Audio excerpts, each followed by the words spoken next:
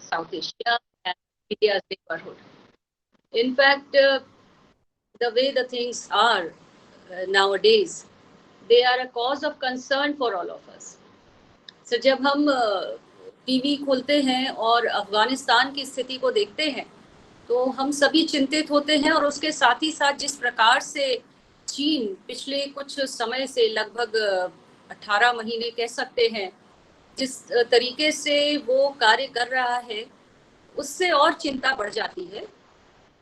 और चाहे वो पेंडेमिक हो या फिर तालिबान के साथ एक दोस्ताना रवैया हो, ये भारत के लिए खतरा है, क्योंकि भारत के अपने कंसर्न्स हैं और अफगानिस्तान के साथ भारत के संबंध हमेशा अच्छे रहे हैं, और इस दौरान भी भारत ने अफगानिस्तान की पूरी सहायता की थी। और ऐसे में हमें वहाँ से we had to rush back bag and baggage. हमारी तैयारी उस तरीके से नहीं थी कि हमने अपने रास्ते ओपन उस तरीके से नहीं किए थे। तालिबान के साथ संबंध बनाना शायद हमारे लिए उपयुक्त भी नहीं था, being a democratic country, but in diplomacy, in foreign policy, we have to keep all the doors open. Communication channel जैसे म्यांमार के साथ भी हमने लंबे समय तक मिलिट्री जुंटा के साथ संबंध नहीं रखे। तो उन सबको देखते हुए चीन की विदेश नीति ज्यादा व्यवहारिक लगती है, क्योंकि विदेश नीति का जो उद्देश्य है राष्ट्रहित को बढ़ाना, तो वो कहीं ना कहीं भारत उससे चूका हुआ लगता है। लेकिन बिना कुछ कंपैरिजन किए हुए और आपके विचारों को हम जानने के लिए उत्सुक हैं। और पिछले वर्ष भी हम आपको हमने सुना था, और of course we are always reading you and listening to your addresses on television, and we are greatly impressed, I would say. और आपकी जो वर्सटैलिटी है उससे हम सब बहुत प्रभावित हैं, और आपको बार बार सुनने की इच्छा है, और इसीलिए हमने आपको अपना इनविटेशन एक्सटेंड किया था to speak on this very current topic. और आपके लिए ये एक था कि आपने हमारे आग्रह को स्वीकार किया, इसके लिए हम आभारी भी हैं। तो वसंत कन्या महाविद्यालय, जिससे आप परिचित हैं, थियोसॉफिकल सोसाइटी परिसर में स्थित है। अब बीए और एमए पॉलिटिकल साइंस और इसके अलावा सोशियोलॉजी, हिस्ट्री, सभी की स्टूडेंट्स इसमें जुड़ी हैं, रिसर्च स्कॉलर्स, और हमारा स्टाफ भी जुड़ा हुआ है। तो सर, वेलकम टू यू। अब आपका है मंच और बातचीत हो जाएगी, तो हम कुछ प्रश्न करना चाहेंगे, तो वो चाहेंगे कि आप फिर उनकी हमारी क्वेरीज को शांत कीजिएगा। तो सर, वेलकम टू यू। धन्यवाद। Professor Rachna Srivastava, principal of Vasant Kanya Mahavidyalaya, और दूसरे अध्यापक गण मेरे साथी जो वहाँ पढ़ाते हैं, उसके अलावा विद्यार्थीगण सभी। अच्छा लगता है देखकर कि अभी 78 लोग जुड़ चुके हैं इस बातचीत में। तो कोशिश हम ये करेंगे कि आप सभी के लिए ये जो 1 या 1.5 घंटे का बातचीत होगी, उसमें आप सभी के लिए कुछ ना कुछ नई चीज सीखने को मिले। आप कोशिश करें ऐसा, और हो सकता आप मुझे भी कुछ नई चीज सीखने का एक अवसर दें, मौका दें। तो हम इस तरह से कोशिश करेंगे कि ये केवल एक तरफा बातचीत ना हो जाए कि मैं आया और अपनी बात कह के चला गया। शायद उसमें उतना आनंद नहीं आता, और शायद उतना वो अच्छा तरीका भी नहीं है। आप सभी पढ़े लिखे लोग और खबरों से लगातार जुड़े रहते हैं, तो मैं शुरू में शायद 30-35 मिनट कोशिश करूंगा। कभी कभी मैं जरूरत से ज्यादा तक बोल जाता हूँ, कोशिश करूंगा कि 30-40 मिनट से ज्यादा नहीं बोलूंगा। उसके बाद आप उसके बारे में क्या सोचते हैं, आपकी कोई टिप्पणी है, कोई व्याख्यान है, कोई प्रश्न है, तो फिर मैं उसको उसके बारे में उत्तर देने की कोशिश करूंगा। यदि आपने कुछ मेरे व्याख्यान पर कुछ कहा तो उसको रिस्पॉन्स करने की कोशिश करूंगा। चीन आप सभी जानते हैं कि बहुत ही दिलचस्प विषय है अपने आप में। देश तो है ही, पर चीन एक विषय विशेष बन गया है। एक हमारे जहन में दुनिया भर में एक सोच है चीन, एक विषय है चीन, और चीन के बारे में लगातार हमेशा खबरें आती रहती हैं, विश्लेषण आते रहते हैं, संगोष्ठियां होती रहती हैं। तो पहली बात तो ये कि भारत तो खैर पड़ोसी देश है चीन का, और सबसे बड़ा पड़ोसी देश है चीन का, और कुछ हमारी समस्याएं हैं, सीमाओं को लेकर समस्या है जैसे। तो भारत में कई कारण हो सकते हैं कि चीन में दिलचस्पी बनी रहे भारत की, और भारत के विशेषज्ञों की, पढ़े लिखे लोगों की दिलचस्पी लगातार बनी रहे। भारत के अलावा आज पूरे विश्व में चीन में क्या हो रहा है इसको लेकर दिलचस्पी है, और शायद वो ये भी दर्शाता है कि चीन का प्रभाव अब विश्व स्तर पर है, ना केवल अपने समीप के क्षेत्रों में है, आसपास के पड़ोसी देशों में है, पर शायद पूरे विश्व में आज चीन का प्रभाव है। तो सबसे पहली बात तो ये, जब हम कहते हैं कि दक्षिण एशिया में जो क्षेत्र है उसको चीन का क्या प्रभाव है या क्या चुनौतियां हैं दक्षिण एशिया के लिए, तो इसीलिए आपने देखा होगा कि जो आज की बातचीत का शीर्षक था उसको साउथ एशिया ना कह के मैंने सदर्न एशिया कहा है, क्योंकि साउथ एशिया जो दक्षिण एशिया की परिभाषा है वो बदल गई है। दुनिया में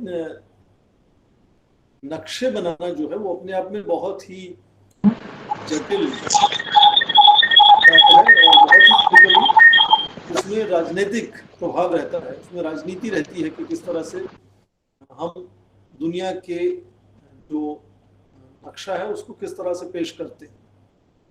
तो दक्षिण एशिया ये शब्द जो हमें अक्सर हम इस्तेमाल करते हैं, ये यूरोपीय देशों ने किया था कि ये भारत दक्षिण एशिया का देश है, और वैसे ही चीन को उत्तरी एशिया का देश बताया गया।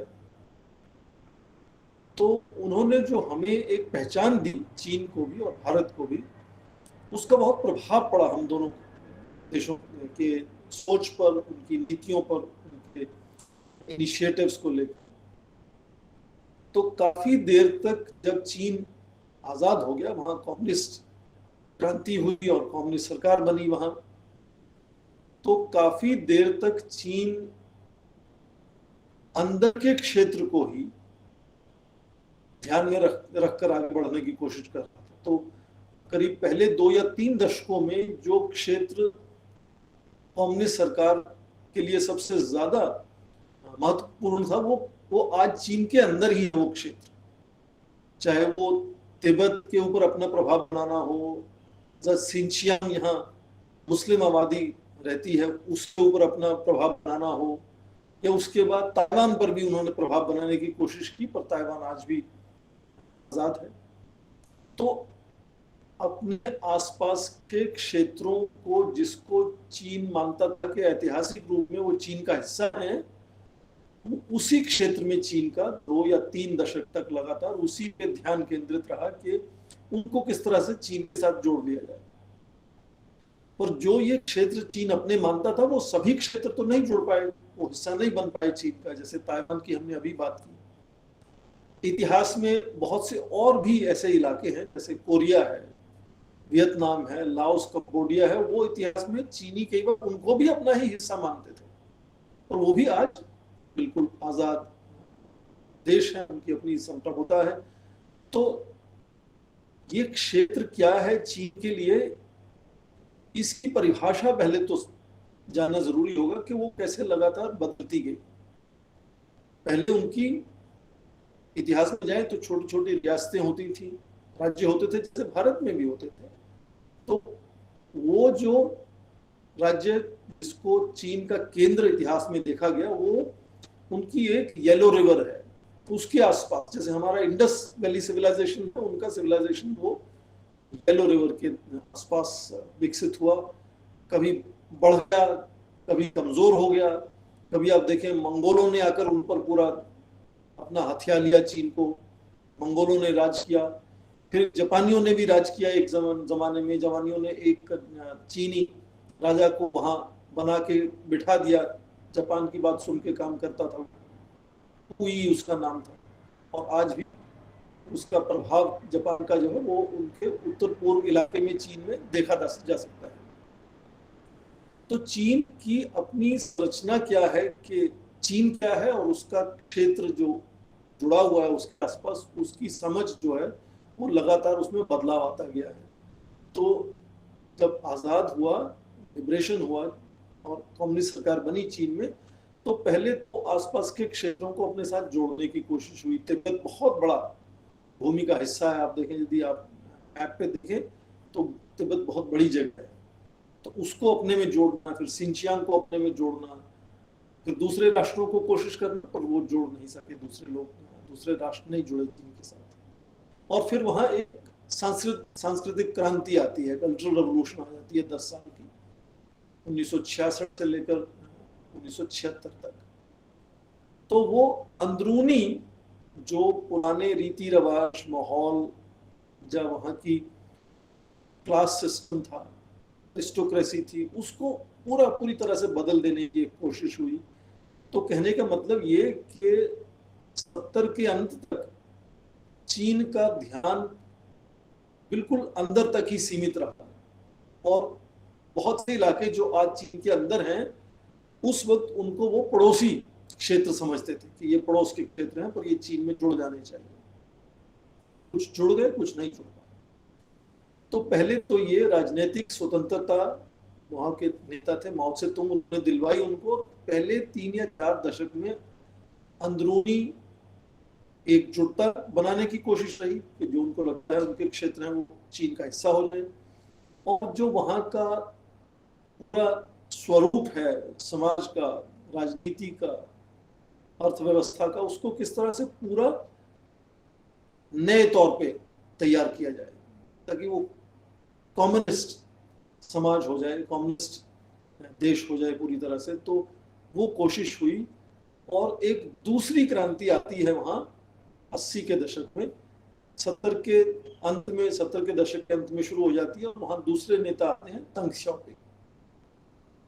और तंग श्याओपिंग जो है वो आर्थिक क्रांति लाने की शुरुआत करते हैं। राजनीतिक क्रांति हो गई, आजादी हो गई, अब आर्थिक क्रांति होती है। और आर्थिक क्रांति में ये चीन जो है वो बाहर के दूसरे देशों से जुड़ना शुरू करता है, धीरे धीरे व्यापार बनना शुरू हो जाता है। और इसी 3 दशकों में चीन जब पूरी तरह से अंदर ध्यान दे रहा था, तो चीन को दुनिया के बड़े दूसरे देश, बड़ी शक्तियां असली चीन नहीं मानते थे। असली चीन आज भी वो अब तक पहले 3 दशकों में, जिसको अब ताइवान कहते हैं, उसको मानते थे। वहां रिपब्लिक ऑफ चाइना है, और उससे पहले नेशनलिस्ट गवर्नमेंट होती थी, कम्युनिस्ट गवर्नमेंट आने से पहले। जब कम्युनिस्ट क्रांति हुई तो वो नेशनलिस्ट गवर्नमेंट छोड़ के ताइवान चली गई, और 3 दशकों तक दुनिया को उम्मीद रही कि वो जो सरकार छोड़ के ताइवान गई है वो वापस आ जाएगी और चीन पर अपना आधिपत्य जमा लेगी वापस। वो हुआ नहीं। तो 3 दशक तक आप सोचें कि हालांकि सचमुच कम्युनिस्ट सरकार थी और अंदर वो पूरे अपने देश को जोड़ रही थी, अंदर से उथल पुथल करके पूरा एक नया कम्युनिस्ट समाज, कम्युनिस्ट राजनीति तैयार कर रही थी, पर दुनिया की ज्यादातर शक्तियां उनको मान्यता नहीं दे रही थी उस वक्त के यही चीन की सरकार है या यही चीन है। तो 70 के दशक में जब बदलाव आना शुरू होता है, तब दुनिया का रुझान भी बदलने लगता है कि अब 3 दशक तक ये कम्युनिस्ट सरकार बनी हुई है, तो अब यही रहेगी, इसलिए इनसे बातचीत करनी पड़ेगी। हालांकि कुछ पश्चिमी देश जैसे ग्रेट ब्रिटेन है, ग्रेट ब्रिटेन ने 50 के दशक में ही मान्यता दे दी थी, हालांकि बहुत लोग नहीं जानते ये बात। पर उनका जो सबसे बड़ा मुखिया अमेरिका है, पश्चिमी देशों का सबसे बड़ी ताकत अमेरिका है। अमेरिका ने सबसे पहली मुलाकात जो हुई चीन के नेताओं के साथ वो 1972 में हुई। ये बड़ी दिलचस्प घटना है कि सबसे पहले वहां के एक बड़े प्रसिद्ध व्यक्ति हैं हेनरी किसिंजर, वो पाकिस्तान आए, और पाकिस्तान में कहा गया कि उनकी तबीयत ठीक नहीं है, इसलिए वो किसी से नहीं मिलेंगे 2 या 3 दिन। पूरे वीकेंड में नहीं मिलेंगे किसी से। और वो चुपचाप चीन गए और वहां बातचीत की कि हम आपसे बातचीत शुरू करना चाहते हैं और किस तरह से आप इसको समझते हैं, या आपका क्या राय है आपकी। और अगले साल 72 में वहां के अमेरिका के राष्ट्रपति रिचर्ड निक्सन जाते हैं चीन। हालांकि चीन को मान्यता नहीं दी इस वक्त उन्होंने। तो पहली एक उदाहरण है कि चीन ऐसे देश में अपने राष्ट्रपति, अमेरिका ऐसे देश में अपने राष्ट्रपति को भेजता है जिस देश से मान्यता ही नहीं दी उन्होंने। तो वहां से शुरू होकर 1978 तक औपचारिक रूप से अमेरिका की मान्यता चीन को मिल जाती है। और अमेरिका की मान्यता मिलने का मतलब है कि अमेरिका के जितने भी दूसरे हिस्सेदार हैं, दोस्त हैं, वो सब देश भी धीरे धीरे अब चीन को मान्यता दे देते हैं। तो अमेरिका की मान्यता मिलने से पहले केवल 36 देश मान्यता दे चुके थे अब कम्युनिस्ट चीन को, और फिर ज्यादातर देशों ने चीन को मान्यता दे दी। और उसका उलट हुआ ये ताइवान के साथ। ताइवान को जो पूरी दुनिया के देश मान्यता देते थे धीरे धीरे हटने लगे। उसकी वजह ये रही क्योंकि चीन ने वन चाइना पॉलिसी एक सिद्धांत बनाया कि जो देश कम्युनिस्ट चीन को मान्यता देगा वो नेशनलिस्ट गवर्नमेंट जो ताइवान में है, उसको चीन में कुओमिंतांग सरकार कहते हैं, उसको मान्यता नहीं देगा। वो इसलिए क्योंकि कम्युनिस्ट चीन कहता है कि ताइवान हमारा है, ये प्रांत है, वो देश नहीं है। तो धीरे धीरे पूरी दुनिया के देशों का ये कहें कि रुझान बदलना शुरू हुआ और चीन से जुड़ना शुरू हो गया। अब यही एक समय है जब पहले नेता माओ तुंग की मृत्यु हो जाती है और कुछ बीच में अंतराल सा है, बहुत उथल पुथल होती है उस अंतराल में, और फिर एक नए नेता तंग शाओपिंग बनकर निकलते हैं 70 के दशक के अंत में। अब यही समय है कि पूरी दुनिया भी अब चीन को मान्यता दे रही है और बातचीत शुरू हो गई है। और उस माहौल में आप देखें कि ये आर्थिक क्रांति शुरू होती है और चीन धीरे धीरे 90 के दशक में पहुंचते तक दुनिया की सबसे तेजी से बढ़ती हुई आर्थिक व्यवस्था बनना शुरू हो जाता है। उनका वृद्धि दर जो है वो बहुत तेजी से बढ़ने लगता है। इतनी तेजी से बढ़ने लगता है कि कुछ विद्वान पश्चिमी देशों के एक बबल बस्ट कि ये बुलबुला जैसे है वो फट जाएगा, चीन का एक्सप्लोसिव ग्रोथ हो जाएगा, इतना ग्रोथ हो जाएगा कि वो इकोनॉमी को ओवरहीट जिसको कहते हैं कर देगा। तो उसको किस तरह से वृद्धि दर को काबू में लाया जाए। अक्सर देश कोशिश करते हैं कि आर्थिक वृद्धि दर हमारा तेज होना चाहिए। अब चीन का 13 या 14% जब पहुंच गया 90 के दशक के शुरुआत में, तो कोशिश की गई कि उसको 10 या 10% से नीचे रखा जाए, नहीं तो अंदर के जो बहुत से दूसरे घटक हैं, दूसरे जो पहलू हैं देश के, चाहे वो सामाजिक हों, राजनीतिक हों, जब उत्पादकता की बात हो जाए, जिसको अलग अलग क्लास की बात कहते हैं, अलग अलग प्रोफेशंस में किसको कितना, जो अंदरूनी इनइक्वालिटी है वो बहुत बढ़ सकती है।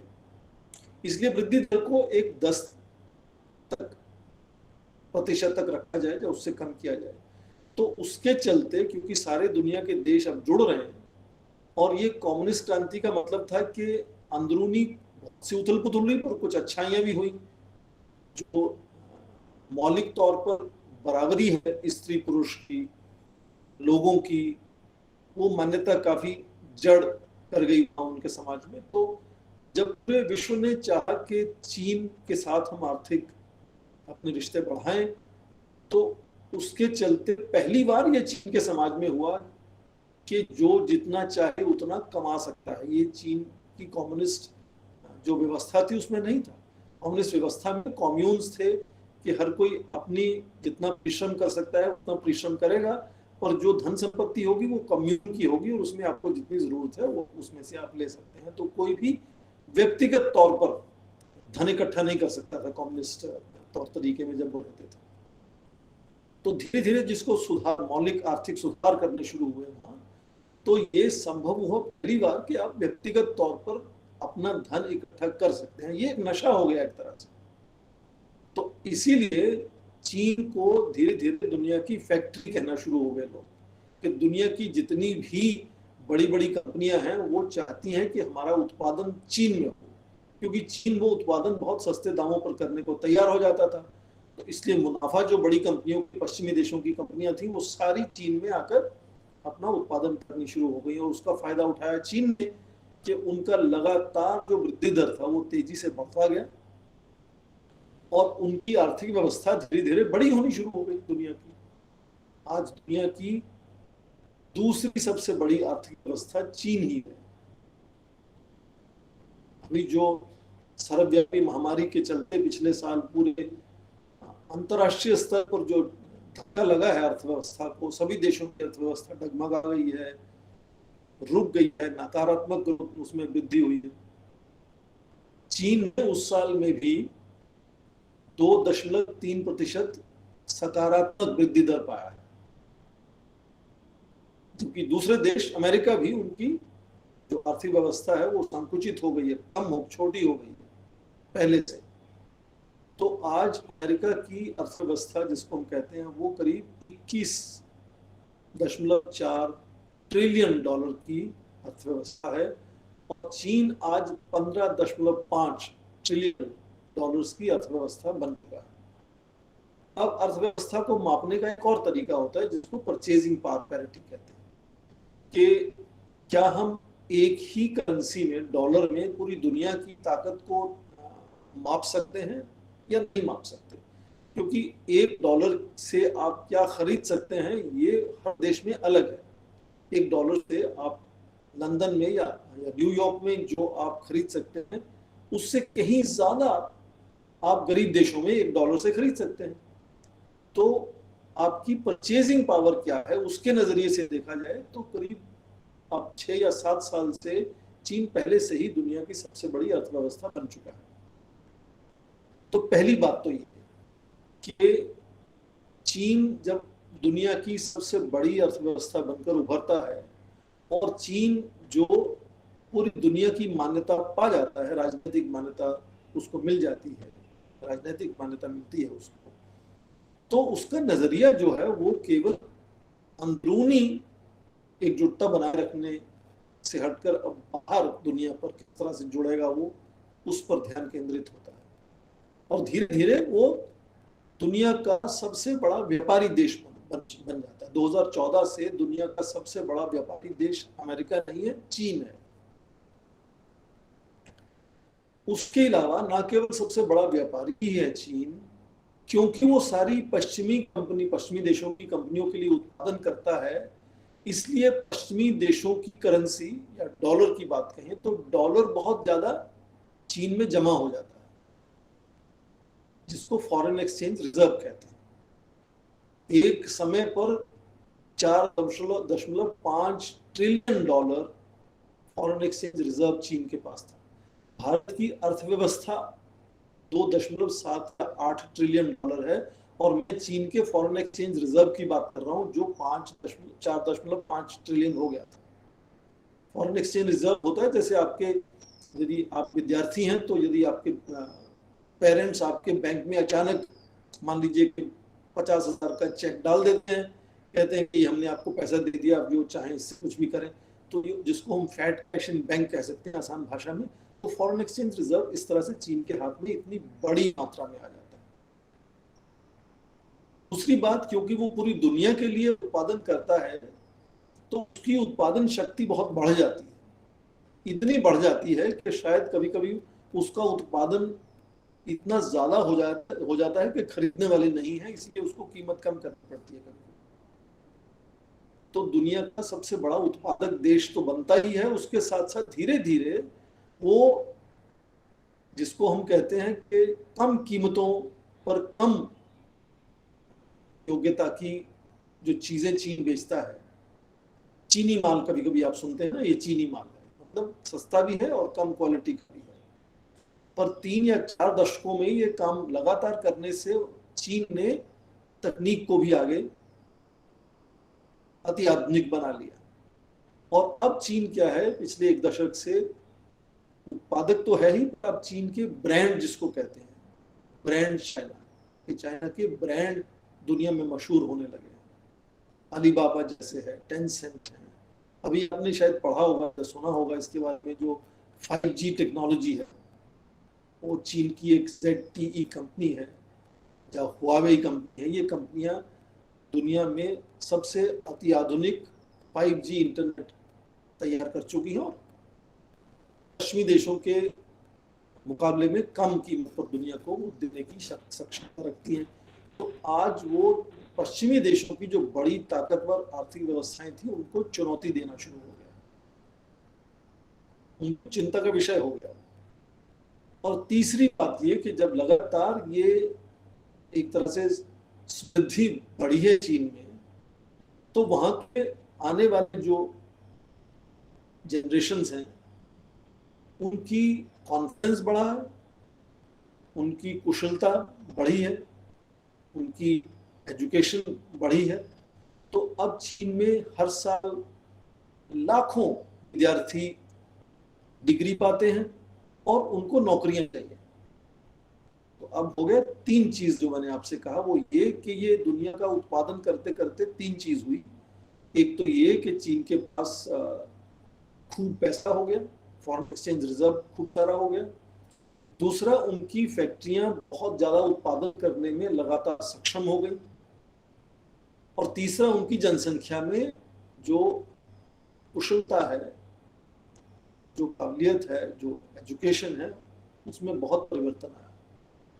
तो अब ये तीन चीजें एक तरह से अवसर भी प्रदान करती हैं पर चुनौती भी हो जाती है चीन के लिए। कैसे चुनौती हो जाती है? पहले तो जो इतने विद्यार्थी विश्वविद्यालय से निकलते हैं हर साल, उनको नौकरियां चाहिए, चीन को नौकरी देनी पड़ेगी उनको। खासकर कम्युनिस्ट अपने आप को कहता है तो 100% नौकरियां देने की क्षमता होनी चाहिए, उसमें सभी को एम्प्लॉयमेंट होना चाहिए। दूसरी बात, जो इतना उत्पादन हो रहा है, यदि उसमें खरीदार नहीं मिल रहे तो कहाँ जाएगा उत्पादन, उसको रखेंगे कहाँ? और यदि फैक्ट्री बंद करते हैं फिर वो अनएम्प्लॉयमेंट हो जाएगा। और तीसरी समस्या वो बहुत सारा धन होने की। अब देखिए, धन जिसके पास है वो यदि उसको तिजोरी में बंद करके रख देगा तो आज के जमाने में, आज के समय में वो धन की कीमत धीरे धीरे कम होती जाती है इन्फ्लेशन वगैरह को लेकर। तो धन को निवेश करना होता है ताकि आपका धन लगातार बढ़ता रहे। तो ये तीन जो समस्याएं चीन के सामने आई है बदलाव के कारण, उसकी ही कारण चीन का जो चिंतन है, सोच है, नीति है कि हमारा क्षेत्र क्या है और कहाँ हम अपना योगदान देंगे, कहाँ हिस्सेदारी करेंगे, वो पूरी तरह से बदल जाता है। पूरी विश्व में अब वो अपनी हिस्सेदारी बनाने की कोशिश करता है। जो कभी कभी हम उनकी एम्बिशंस को लेकर सोचने की बात करते हैं कि चीन बहुत एम्बिशियस देश है, दुनिया पर राज करना चाहता है, दुनिया पर प्रभाव अपना लाना चाहता है, शायद इसलिए ये चीन पूरी दुनिया में जाकर जुड़ने की कोशिश कर रहा है।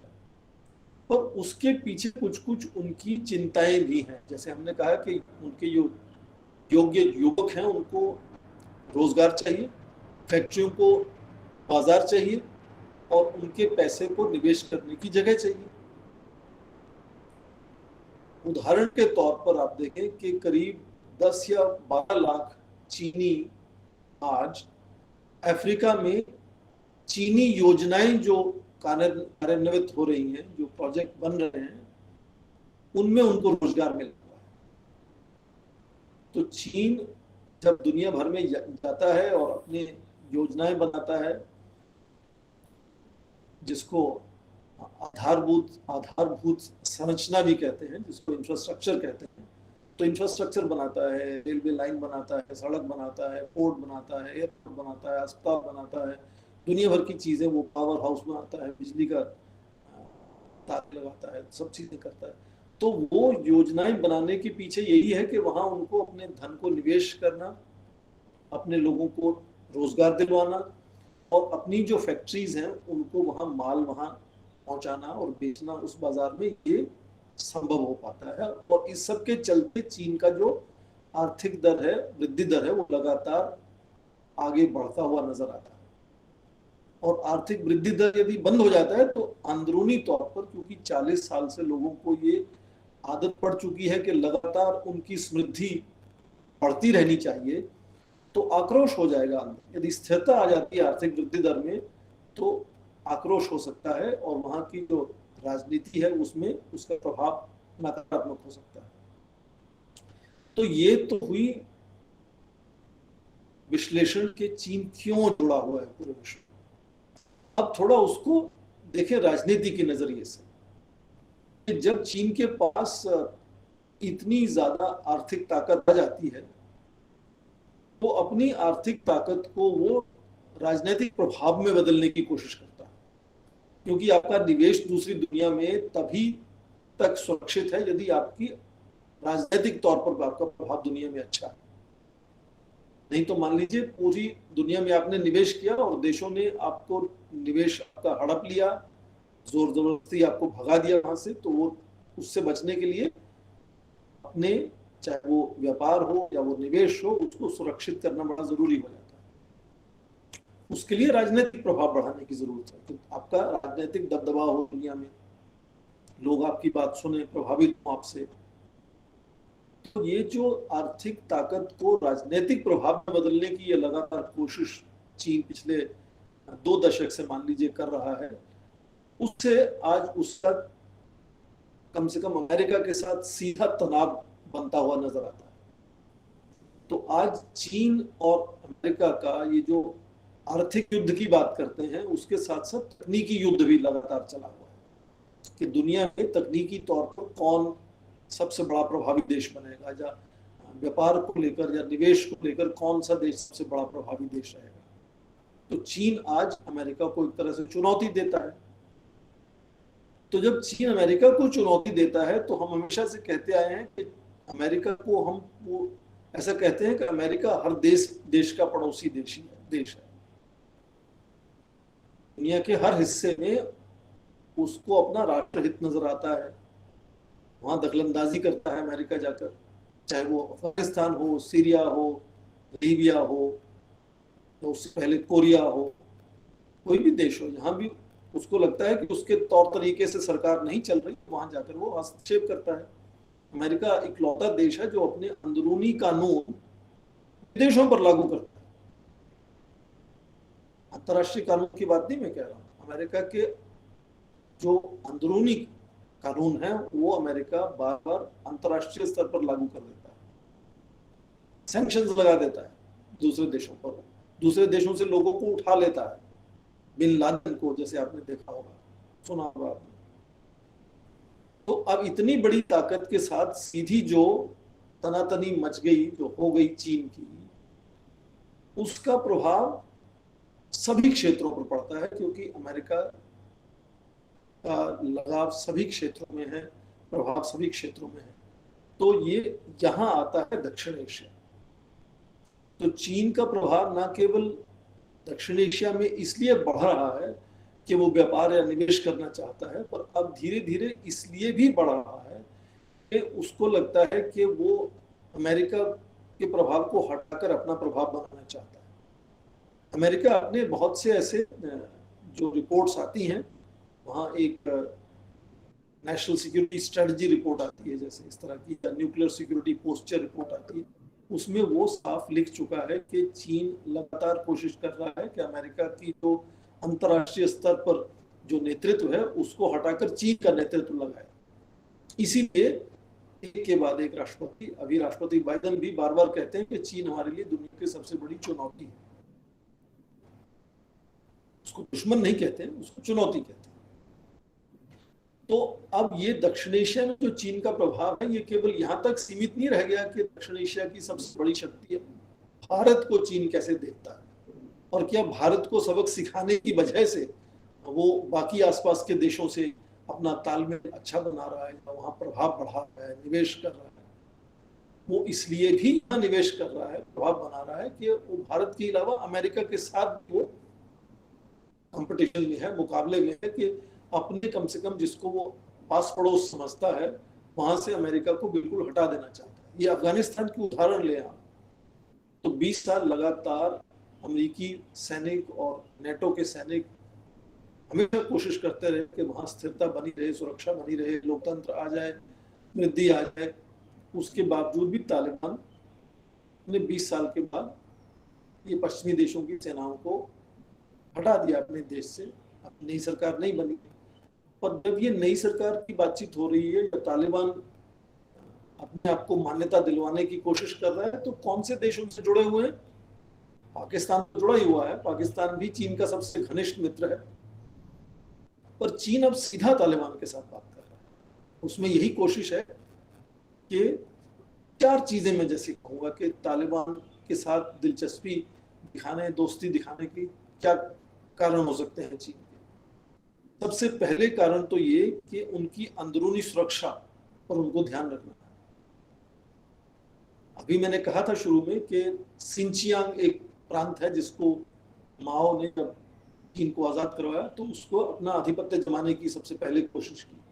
वो मुस्लिम मेजॉरिटी का प्रांत है और वहां एक तुर्कमेनिस्तान मूवमेंट फॉर इंडिपेंडेंस, जो चीन को नहीं मानते कि हम चीन का हिस्सा हैं, उनको लगता है कि हम तुर्कमेनिस्तान अलग देश हैं और ये सिंचियांग उसका हिस्सा है, तो एक मूवमेंट लगातार चलता रहता है। और उस मूवमेंट का जब 90 के दशक में तालिबान सत्ता में आया था तो उनका आपस में बहुत अच्छा तालमेल था, उसकी वजह से चीन के सिंचियांग प्रांत में हिंसा बढ़ रही थी। तो सबसे पहले तो ये कि यदि तालिबान से चीन की सीधी दोस्ती है तो वो ये उनसे शायद वायदा ले सकते हैं या उनको प्रभावित कर सकते हैं कि ये जो ईस्ट तुर्कमेनिस्तान इंडिपेंडेंस मूवमेंट है उसके साथ वो तालमेल ना बनाए, उनको सहायता ना करें और वो तालमेल कुछ उनको चिंता का विषय ना बने। दूसरी बात ये है कि भारत का प्रभाव भी आप देखें, अमेरिका के सैनिक वहां थे, अमेरिका का प्रभाव अफगानिस्तान में था, भारत के तालमेल अमेरिका के साथ अच्छा हुआ, इसलिए भारत का प्रभाव अफगानिस्तान में बढ़ा पिछले 20 सालों में। भारत का निवेश भी बहुत बढ़ा अफगानिस्तान में और उससे पाकिस्तान को बहुत चिंता थी, क्योंकि दोनों तरफ पाकिस्तान के, एक तरफ अफगानिस्तान, एक तरफ भारत है, और यदि दोनों तरफ भारत हो जाता है तो चीन तो पाकिस्तान को बड़ी चिंता होती है इस बात को लेकर। तो भारत को किस तरह से अफगानिस्तान से निकाला जाए, उसके लिए कुछ भी करना पड़े, चाहे आतंकवाद को ही बढ़ावा देना पड़े, पाकिस्तान ने वो किया, तालिबान का साथ दिया कि क्यों किसी तरह से भारत को निकाले वहां से। और ये चीन को भी अच्छा लगा कि ठीक है, भारत का प्रभाव भी उनके पड़ोस में नहीं होना चाहिए, भारत निकलेगा वहां से। तो ये दूसरी वजह है कि भारत को भी वो वहां उनका प्रभाव कम करना चाहते हैं। चीन, तालिबान, पाकिस्तान मिलकर यदि एक हो जाते हैं तो भारत के लिए वो भी चिंता का विषय हो सकता है। तीसरी बात, चीन एक, हमने कहा कि वो दुनिया भर में योजनाएं बना रहा है, आधारभूत संरचना जो कर रहा है पूरे विश्व में, उसको लेकर एक बहुत बड़ा प्रोजेक्ट है चाइना पाकिस्तान इकोनॉमिक कॉरिडोर, सबसे बड़ा है, सैकड़ों, करीब 500 से ऊपर इस तरह की योजनाएं वो दुनिया भर में चला रहा है, पर सबसे बड़ा उसका योजना यहाँ है चाइना पाकिस्तान इकोनॉमिक कॉरिडोर में। और उसके साथ जुड़ा हुआ है अफगानिस्तान। यदि अफगानिस्तान में पाकिस्तान का दोस्त नहीं रहेगा सत्ता में तो वो चाइना पाकिस्तान कॉरिडोर इतना ही सीमित होकर रह जाएगा, वो बढ़ेगा नहीं। जबकि चीन चाहता है कि रूस से भी मिल जाए जाकर, ईरान से भी वो मिल जाए, रास्ता जाकर सड़क बन जाए वहां तक, और सेंट्रल एशियन रिपब्लिक्स जो हैं, ताजिकिस्तान, तुर्कमेनिस्तान, कजाकिस्तान, इन सब से भी मिल जाए। और उनमें बीच में सबसे बड़ी अड़चन है ये अफगानिस्तान और अब तालिबान। तो तालिबान उससे जुड़ता है तो वो चाइना पाकिस्तान इकोनॉमिक कॉरिडोर बहुत बड़ा अपने आप में जाल बिछा सकता है, रेल का, रोड का, एयरलाइंस का, पावर ट्रांसमिशन लाइंस का, और दुनिया भर का व्यापार उसको करने में बहुत ज्यादा फायदा है। तो इसके लिए भी वो चाहता है। तो ये कारण है कि चीन तालिबान के साथ जुड़ा हुआ है और उसका सीधा असर दक्षिण एशिया में आता है। अब आप देखें कि दक्षिण एशिया की एक संगठन है जिसको south Asia association for regional cooperation कहते हैं, उसमें 2005 में चीन को ऑब्जर्वर के तौर पर जोड़ लिया गया था।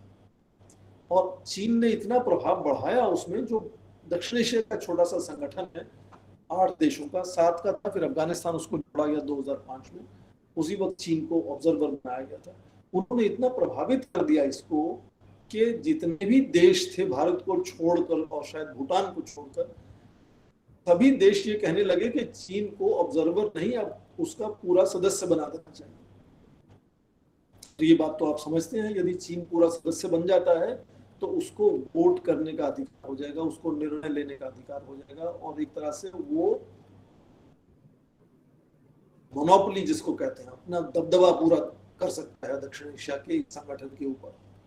तो इसीलिए उस संगठन की आप देखें शिखर वार्ता ही नहीं हुई 2016 से। और भारत एक बिम्स्टेक है, बे ऑफ बंगाल में एक दूसरा संगठन है, उसके साथ जुड़कर क्षेत्र में अपनी तालमेल बढ़ाने की कोशिश कर रहा है। और चीन का प्रभाव लगातार बढ़ रहा है। ये अफगानिस्तान एक तरफ है, दूसरी तरफ है म्यांमार, बर्मा जिसको पहले कहते थे। तो म्यांमार में भी आप देखे चीन हमेशा फौज के साथ जुड़ा हुआ है। फौज ने अब ताकत हथिया ली है 10 फरवरी को, और जो लोकतंत्र धीरे धीरे बनाया जा रहा था वहां वो बिल्कुल स्थगित हो गया है। तो वहां भी चीन ही जुड़ा हुआ है सबसे ज्यादा। उसके अलावा पाकिस्तान से तो पहले से जुड़ा हुआ है। आपने खबरों में शायद सुना होगा कि वो नेपाल पर भी बहुत उसका प्रभाव बढ़ा है। और पिछले कुछ महीनों तक वहां एक जो प्रधानमंत्री केपी शर्मा ओली थे, वो चीन के सबसे बड़े मित्र थे, और कभी कभी उन्होंने अपने भाषणों में भारत के को नाराज करने वाली बात भी कही। ठीक उसी तरह श्रीलंका में भी राजपक्ष दो भाई हैं, वो एक प्रधानमंत्री एक राष्ट्रपति और दोनों चीन के दोस्त हैं। इसलिए वहां भी भारत के निवेश पर रुकावट और चीन के निवेश पर बढ़त हो रही है। तो पूरे दक्षिण एशिया में चीन का प्रभाव बढ़ रहा है, और चीन का प्रभाव केवल इसलिए नहीं बढ़ रहा है कि वो भारत को अलग थलग करना चाहता है, और उसको लगता है कि इस पूरे क्षेत्र में अमेरिका का भी प्रभाव नहीं होना चाहिए। और ये शुरुआत आप देखें 90 के दशक से हो जाती है, जब उनकी आर्थिक व्यवस्था बड़ी तेजी से बढ़ती है। तो सबसे पहले जो चुनौती है वो ये कि 90 के दशक में 1997 में एक ईस्ट एशियन फाइनेंशियल क्राइसिस हुआ था, जो ये जिनको टाइगर इकोनॉमीज कहते हैं ना, आसियान देशों को, कुछ देशों को, जो 70 के दशक में बड़ी तेजी से वृद्धि हुई थी, यहाँ जापान के साथ जुड़कर उस वक्त ये काम हुआ था।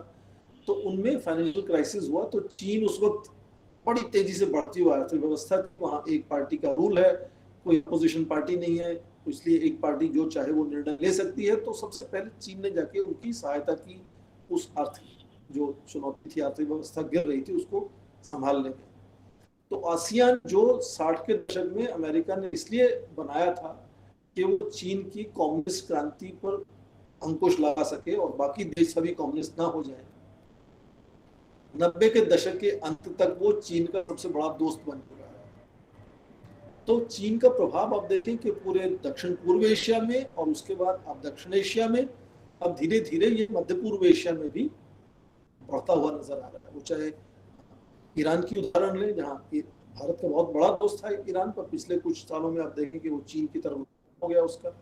मैं ध्यान दे रहा हूँ कि अभी शायद समय बहुत हो गया है, इसलिए मुझे अगले 2-3 मिनट में कोशिश करूंगा कि मैं अपनी बात, शुरुआती बात बंद करूं और आप कुछ कहें और मैं उसके जवाब में फिर कुछ कहूं।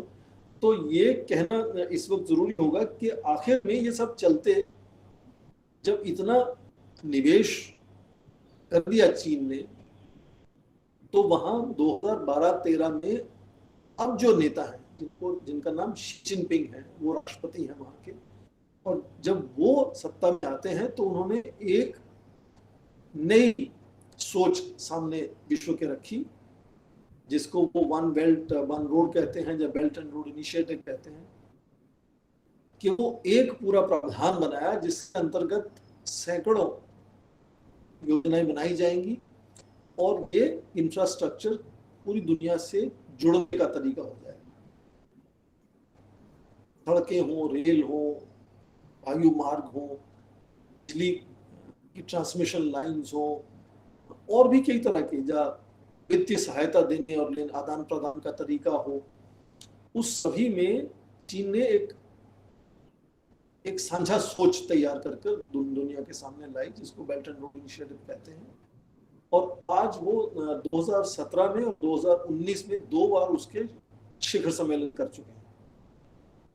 और दोनों शिखर सम्मेलनों में जो देखने की बात आई वो ये कि दुनिया में शायद कहीं भी इतने राष्ट्र अध्यक्ष एक समय में एक शहर में एक छत के नीचे नहीं हुए हैं इतिहास में, जितने ये बेल्ट एंड रोड शिखर सम्मेलन में चीन के यहाँ होते हैं। पहले सम्मेलन में 30 और दूसरे सम्मेलन में 34 राष्ट्र अध्यक्ष वहाँ शामिल हुए। उसके अलावा ठीक इतने ही दूसरे बड़े नेता, चाहे वो विदेश मंत्री हो या उप प्रधानमंत्री हो या दूसरे वित्त मंत्री हो, इस तरह के लोग वो भी सब जाते हैं। 168 देशों के साथ ये इस तरह की संधियां बना चुका है चीन।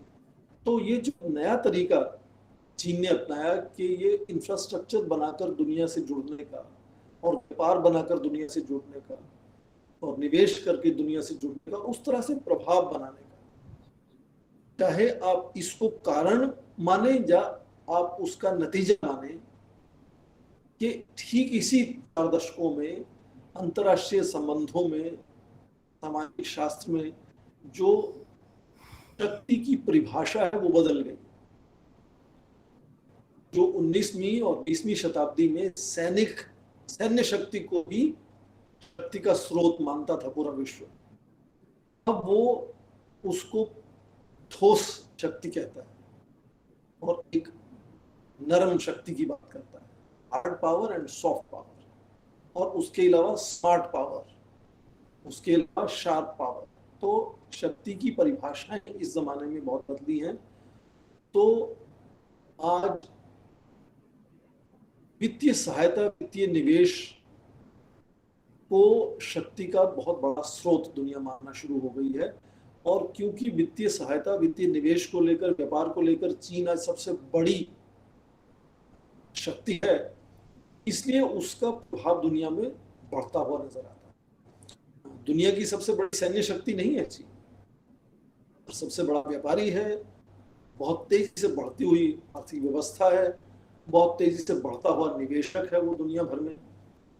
इसलिए पूरा विश्व धीरे धीरे चीन के साथ जुड़ता जा रहा है और ये पूरे विश्व स्तर पर जो बदलाव आ रहा है उसी का असर दक्षिण एशिया में भी है।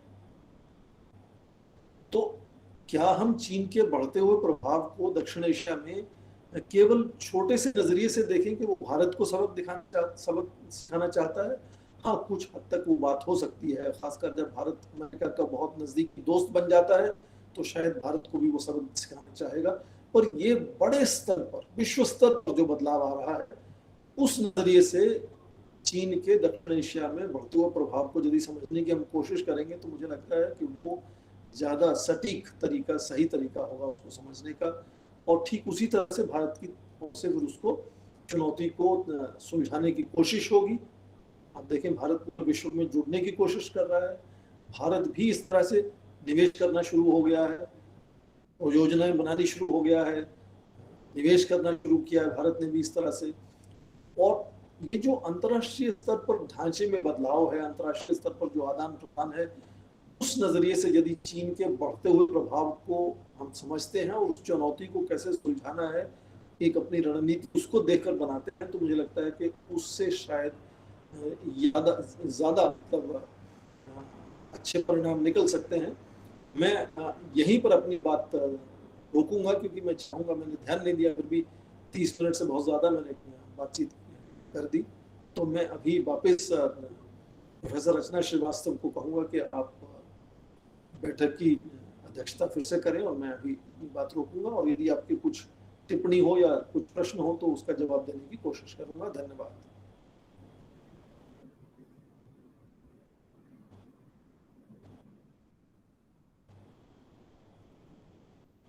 यदि सब लोग अपना वीडियो ऑन करना चाहें तो अच्छी बात है, सो हम लोग देख पाए एक दूसरे को। हाँ आशीष। Thank you ma'am. हाँ, मेरा नाम आशीष है, मैं पॉलिटिकल साइंस का विद्यार्थी हूँ और मैं सुन रहा था सर बड़े रोचक तरीके से किस तरह से चीन के इस प्रभाव को आपने, जैसे आसियान और साउथ एशिया, फिर उसके बाद मध्य एशिया से पूरे विश्व के पटल पर कैसे वो अपने को स्प्रेड ओवर कर रहा है, एक बड़ा कैनवास उसने खींच रखा है। मुझे एक चीज़ समझ में आई सर, थोड़ा एक कॉम्प्लेक्शन है जिसको मैं डाउट के रूप में देखता हूँ, प्लीज़ उसको क्लियर करने की कृपा करेंगे कि जहाँ चीन एक तरफ एक साम्यवादी वैचारिकी से उत्पन्न एक देश है और उसकी जो एक आत्मवादी अपनी सरकार है, वहीं हमारे और उसने जो ये इकोनॉमी ग्रोथ का रेट जो अचीवमेंट की उसकी एक अचीवमेंट हम मानते हैं उसको 13-14 से लेकर के उसने एक्सेलरेट किया और 4.5 ट्रिलियन जो उसकी अपनी FER है, हम वहाँ 2.7 टोटल हमारा एनुअल बजट है, और हम एक डेमोक्रेटिक कंट्री है।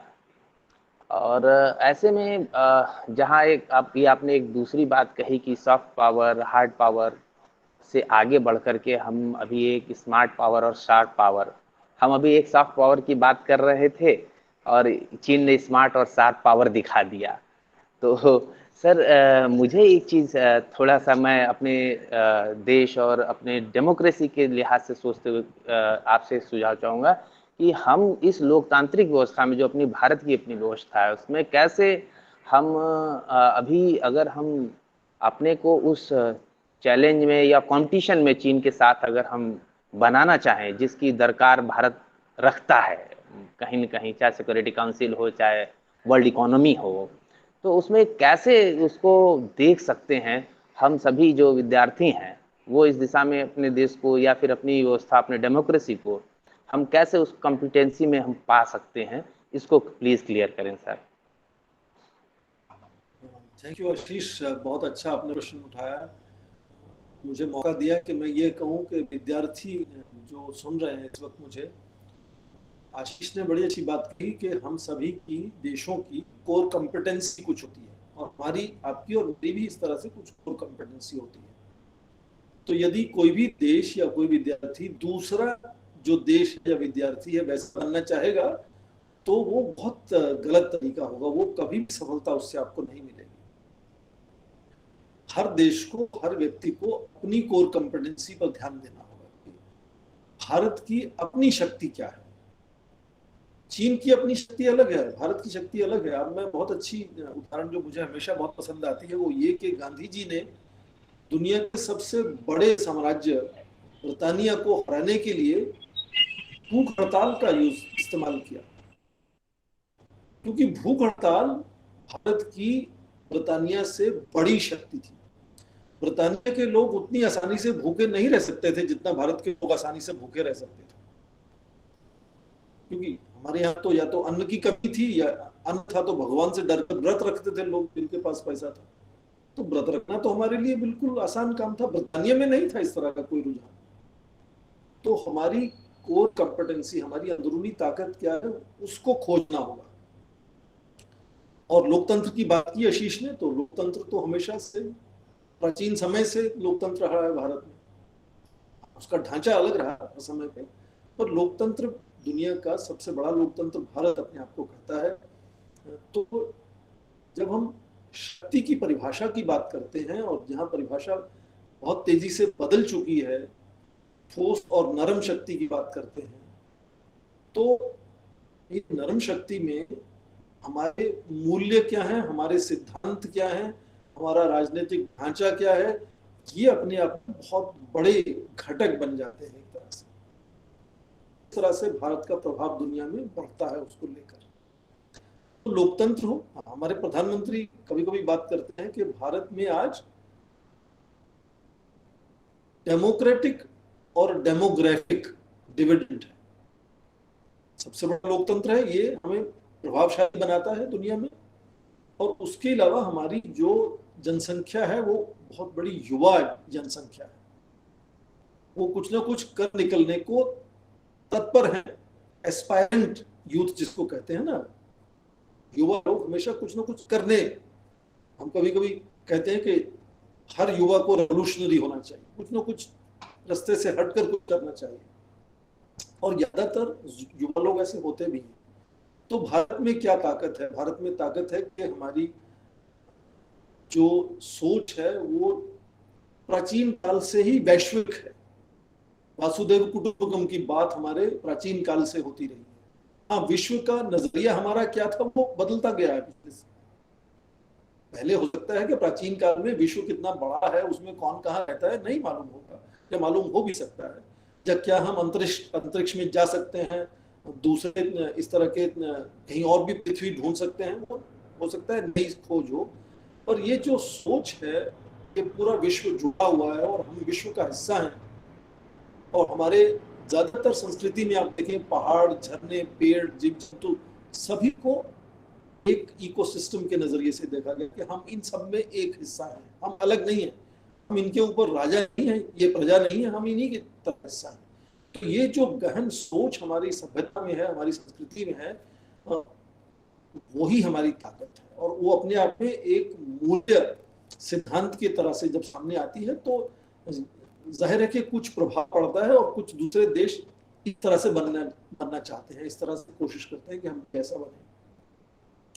तो आर्थिक हमारी ताकत चीन के बराबर नहीं हो सकती, मान सकते हैं, और यदि लोकतंत्र सबसे ज्यादा माना जाने वाला एक तरह से तरीका है अपनी राजनीति को आगे बढ़ाने का, आज दुनिया में 110 देश अपने आप को लोकतंत्र कहते हैं। हालांकि हो सकता है कि हमारी परिभाषा में कुछ उनमें से ना हो लोकतंत्र, और सभी कहना चाहते हैं, मतलब ये फैशनेबल, हर कोई चाहता है कि हाँ, जैसे अक्सर हम कहते हैं ना कि मिडिल क्लास फैशनेबल है, कोई भी ये नहीं कहना चाहता कि मैं गरीब हूँ, कोई नहीं कहना चाहता मैं बहुत अमीर हूँ, ये सबको आसान लगता है, नहीं मैं मिडिल क्लास हूँ। तो ठीक उसी तरह से हर देश अपने आप को लोकतंत्र बनाना चाहता है। जब एक तरह से मान लीजिए होड़ लगी हुई है कि लोकतंत्र में सबसे बढ़िया कौन है, तो भारत सबसे बड़ा लोकतंत्र है, ये हमें बिल्कुल अलग करता है, इससे हमारी प्रभाव और हमारी छवि में बिल्कुल असर आता है। तो लंबी बात नहीं मैं कहूंगा, क्योंकि शायद और कुछ लोग दूसरे भी कहना चाहेंगे, कुछ की बात आगे रखना चाहेंगे। तो भारत की अपनी कोर कॉम्पिटेंसी की जो आपने बात की आशीष, वो क्या है उस पर ध्यान रखना जरूरी होगा। यदि उससे हम भटक जाते हैं तो शायद हमारा प्रभाव उसमें उतना अच्छा नहीं हो पाएगा। और ये बात चीन पर भी लागू होती है। आप देखें, चीन लगातार कोशिश कर रहा है कि अपनी पुरानी सभ्यता से जुड़े, क्योंकि उनको डर है कि उनके जो आज के युवा हैं वो वेस्टर्नाइज होते जा रहे हैं, वो पश्चिमी देशों के संस्कृति में घुलते मिलते नजर आ रहे हैं।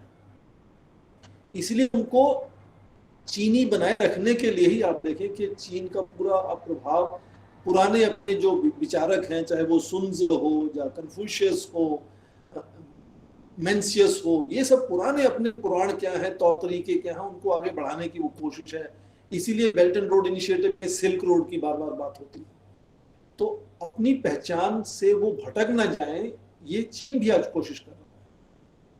तो भारत को यही कोशिश करनी चाहिए कि हम कहीं दूसरे यूरोप या अमेरिका या चीन तो नहीं बनते जा रहे।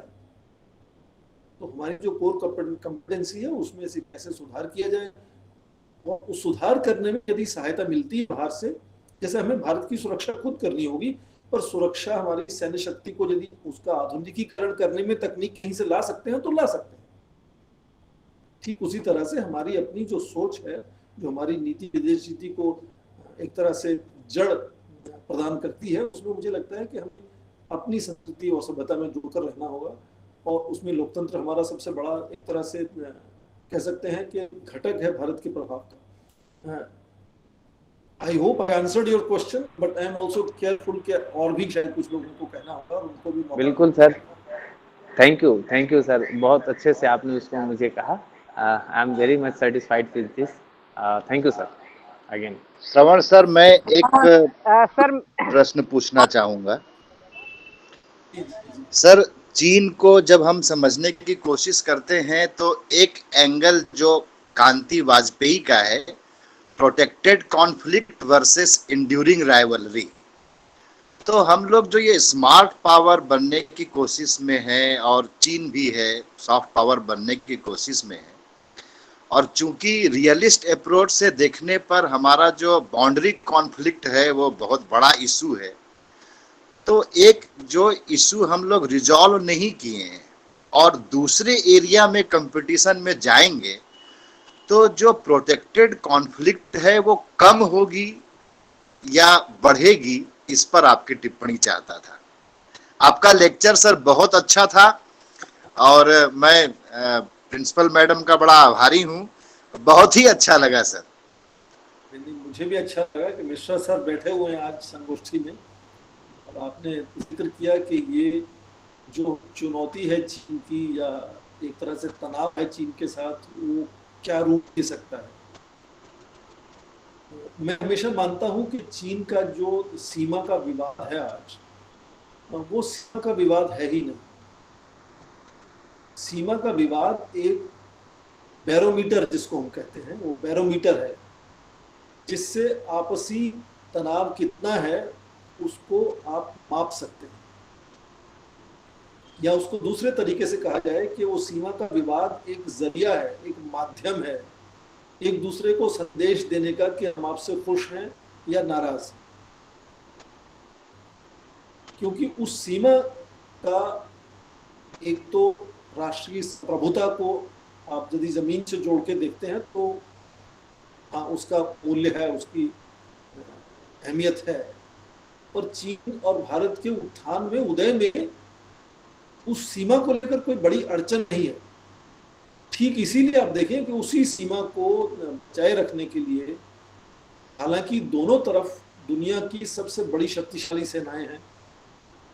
चीन परमाणु बम है उसके पास, भारत के पास भी परमाणु बम है, तो बहुत शक्तिशाली सेनाएं हैं दोनों तरफ से। पर क्या देखते हैं, उनको बार बार धक्का मुक्की करते हुए देखते हैं ना। कभी कभी लगता है कि क्या अजीब, यदि आप नाराज हैं दूसरे को सबक सिखा सकते हैं, ये धक्का मुक्की बारी बारी क्या करने का मतलब है, पथराव करने का क्या मतलब है। तो ये उसी को मैं विश्लेषण करता हूं इसका कि ये शायद दोनों देशों की तरफ से सीमा का जो विवाद है वो आज केवल एक तरीका है दूसरे को अपना संदेश पहुंचाने का, और उनकी जो प्रतिस्पर्धा आज है वो सीमा के कारण नहीं है, वो उनके बढ़ते हुए क्षेत्रीय या विश्व स्तर पर जो उनका प्रभाव है उसको लेकर। तो भारत लगातार, यदि एक आपने सुना होगा क्वाड्रिलेटरल सिक्योरिटी फ्रेमवर्क बना हुआ है जिसमें जापान, ऑस्ट्रेलिया, भारत और अमेरिका 4 देश जुड़े हुए हैं एशिया प्रशांत महासागर में, वो क्वाड बना है।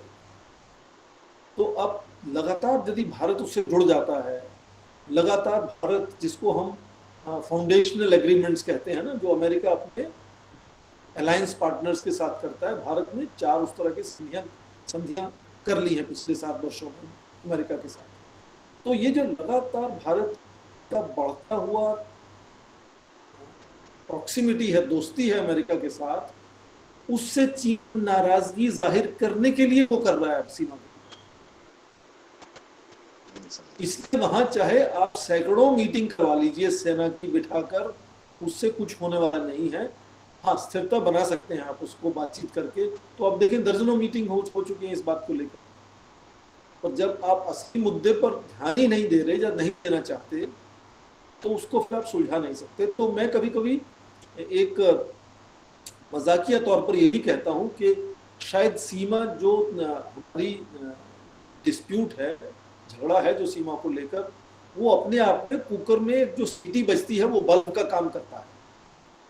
तो उसको नकारात्मक तरीके से ना देखें, उसको सकारात्मक तरीके से देखें कि यदि सीमा में हमारे उलझन है तो हमेशा हमें एक दूसरे के साथ तालमेल बनाए रखने में शायद सहायता ही करता है। यदि इस तरह की सीमा की समस्या नहीं होती तो किस तरह से चीन बताता कि वो बहुत नाराज है भारत से, या भारत किस तरह से बताता है चीन से कि भारत बहुत नाराज है। तो अपने आप में सीमा कभी भी इतना बड़ा मुद्दा नहीं बनने वाली कि भारत या चीन के रक्षा सुरक्षा पर खतरा खड़ा हो जाए। और ये इतिहास को देख कर ही कह रहा हूँ, यहाँ वो धक्का मुक्की करते रहते हैं, अभी बात बढ़ी नहीं है, कुछ हद तक चलती है, वो अपना कुछ उधर टेम्पररी बना लेते हैं, हटा ले। तो ये प्रतिस्पर्धा जो है वो बहुत अलग, एक वो उसका पटल बहुत अलग है, उसका स्टेज बहुत अलग है, वो क्षेत्र के स्तर पर है और विश्व के स्तर पर है, और वो उसको आप रोक नहीं सकते। जब दोनों शक्तियां बढ़ती रहेंगी लगातार आगे, और शक्ति की परिभाषा हमने अभी की कि वो केवल आपकी सैन्य शक्ति या आर्थिक शक्ति नहीं है, और भी कई चीजें उसमें जुड़ती हैं। तो हालांकि भारत की अर्थव्यवस्था आज $2.7 ट्रिलियन कह सकते हैं, चीन की 15.5 है, बहुत बड़ी है, 5 गुना कह सकते हैं, पर केवल वही स्रोत नहीं है शक्ति का। भारत की जो बढ़ती हुई साख है दुनिया में, जिस तरह से अभी यूएन सिक्योरिटी काउंसिल में, सुरक्षा परिषद में भारत का जो चुनाव किया गया, उसमें 193 देशों में से 184 देशों ने हमारे भारत को समर्थन किया। तो विश्व में साख हमारी अलग है। मैं फिर बड़ी लंबी बात कर रहा हूँ, मिश्रा सर को खुद ही इसका उत्तर पता है, ऐसे ही उन्होंने शायद पूछा मुझसे, पर अच्छा लगा कि आप भी हैं थैंक यू, इसमें। Thank you sir. और किसी को कुछ पूछना है? Hello sir. हेलो। सर, मेरा क्वेश्चन है। Good evening sir. हेलो। हाँ, अपना वीडियो ऑन कर लें अमित, यदि आप पूछ रहे हैं सर, मैं दरअसल बहुत ही अनसुटेबल प्लेस पे हूँ सर, इसलिए सॉरी, मैं वीडियो नहीं ऑन कर पाऊंगा सर, उसके लिए तो। माफी। अच्छा ठीक, हाँ अमित बताइए। सर, मेरा सर क्वेश्चन ये है कि सर तिब्बत पे हमारी गवर्नमेंट की अभी स्टैंड क्या है सर? जैसा कि अभी हम देखे हैं सर, हिस्टोरिकली इंडिया ने तिब्बत पे अपनी सुजेनिटी, चाइनीज सुजेनिटी को एक्सेप्ट कर लिया, लेकिन हाल के कुछ इधर 5-6 महीनों में हमने देखा कि भारत सरकार। हेलो, हाँ सर, आप मुझे सुन पा रहे हैं? हाँ मैं सुन पा रहा हूँ, आप बोले। सर, जैसा कि अभी स्पेशल फ्रंटियर फोर्स के निमिया तेंजिन जब शहीद हुए इंडो चाइना बॉर्डर पे पेट्रोलिंग करते वक्त, तो गवर्नमेंट के कुछ अनऑफिशियल स्पोक पर्सन ने कहा कि भारत सरकार को अपनी तिब्बत के स्टैंड को बदलना चाहिए। लेकिन सर, यहाँ पे एक समस्या मुझे देखने को मिली है कि सर, जब आप ऑफिशियली पंचशील उसमें प्रिंसिपल में आप तिब्बत पर चाइनीज सुजेनिटी को एक्सेप्ट कर चुके हैं, सॉरी सॉवरेनिटी को, और फिर 2003 में जब अटल बिहारी वाजपेयी चाइना विजिट करते हैं, तो उन्होंने भी एक तरह से बार्टर सिस्टम के तहत China Tibet, sorry sir, Sikkim पे भारत के संप्रभुता को स्वीकार किया। तो अभी सर स्टैंड क्या है गवर्नमेंट का सर? और ये मुझे सर कंफ्यूज करता है। भारत लिखित तौर पर एक नहीं कई संधियों में कह चुका है कि जो तिब्बत है वो जमीन चीन की जमीन का हिस्सा है, मतलब that Tibet is part of Chinese territory कह चुका है। जी तो संप्रभुता को जब हम टेरिटोरियल सॉवरेनिटी के नजरिए से देखते हैं तो भारत मान चुका है कि जो तिब्बत है वो चीन का हिस्सा है। चीन ये अपेक्षा रखता है कि भारत ये कहे कि Tibet is an inalienable part of China, उसके मायने बदल जाते हैं। आसान भाषा में कहें तो उसका मतलब ये कि तिब्बत हमेशा से चीन का हिस्सा था, है और रहेगा। ये भारत ने नहीं माना है। और उसके अलावा भारत के यहाँ जो तिब्बती शरणार्थी हैं, क्या तिब्बत की एक सरकार है, गवर्नमेंट इन एग्जाइल, वो भी तो भारत की जिम्मेदारी है। और भारत लगातार चाहता है कि भाई ये आपके नागरिक हैं, आप इनको ले जाएं, अपने देश में रखें, इनको क्या चाहिए ये आप पता लगाएं। ये जिम्मेदारी हमारी नहीं है, भारत की नहीं है, ये जिम्मेदारी चीन की है। यदि ये नागरिक आपके हैं तो आपकी जिम्मेदारी है। यदि एग्जाइल में एक से सरकार बनी हुई है तो उसको कैसे आप उससे बात करेंगे, वो आपकी जिम्मेदारी है। और ये सब लोग जब भारत में रहते हैं तो रिफ्यूजी स्टेटस के हिसाब से रहते हैं। अब जब इतने बड़े, आमतौर पर ऐसा माना जाता है कि 1 लाख के करीब तिब्बती शरणार्थी भारत में हैं, हालांकि कुछ लोग 4 लाख तक भी संख्या बताते हैं। और उसके अलावा ये तिब्बती सरकार भारत में है। तो चाहे वो इनके अधिकारों को लेकर लड़ने की बात हो या भारत के अपने राष्ट्रहित को लेकर कुछ रणनीति बनाने की बात हो, और ये सब चीजें इतनी घुल मिल जाती हैं कि उनको बहुत अलग नहीं किया जा सकता कभी कभी। तो जैसे भारत कोशिश करता है कि तिब्बती शरणार्थियों को एक तरह से सब सहूलियत मिलनी चाहिए, चीन से बातचीत होनी चाहिए, उन बात को माना जाना चाहिए, जो भारत कर सकता है भारत करता है। जब चीन के साथ सीधे संबंध बहुत अच्छे हो गए भारत के, तो हमने वो तिब्बत की बात को थोड़ा थोड़ा ठंडे बस्ते में डालना शुरू कर दिया, उसको बहुत ज्यादा ध्यान नहीं दिया। अब चीन के साथ संबंध जैसे संकट में आते हैं, तनाव बढ़ जाता है, तो ये मुद्दा उठकर सामने आना शुरू हो जाता है। तो आप देखें कि जून पिछले साल जो हादसा हुआ गलवान में, उसके चलते कुछ बदलाव हुए भारत की रणनीति में। आपने ठीक कहा कि वो फ्रंटियर फोर्स अब पहले रिकॉग्नाइज नहीं थी, अब रिकॉग्नाइज है। यदि कोई मार्टियर होता है उस टुकड़ी से, तो उसमें उसको भारतीय सरकार के नेता वहां जाकर उसमें शामिल होते हैं, उनके जो उसका रिचुअल होता है उसमें। और या भारत ताइवान से अपने संबंध थोड़े से और बढ़ा चढ़ाकर सामने लाता है, जब वो जो लोबसंग सांगे हैं जो वहाँ के प्रधानमंत्री थे गवर्नमेंट इन एग्जाइल के, उसको आप टेलीविजन पर बहुत बार बार देखना शुरू कर देते हैं, वो पहले नहीं दिखते थे।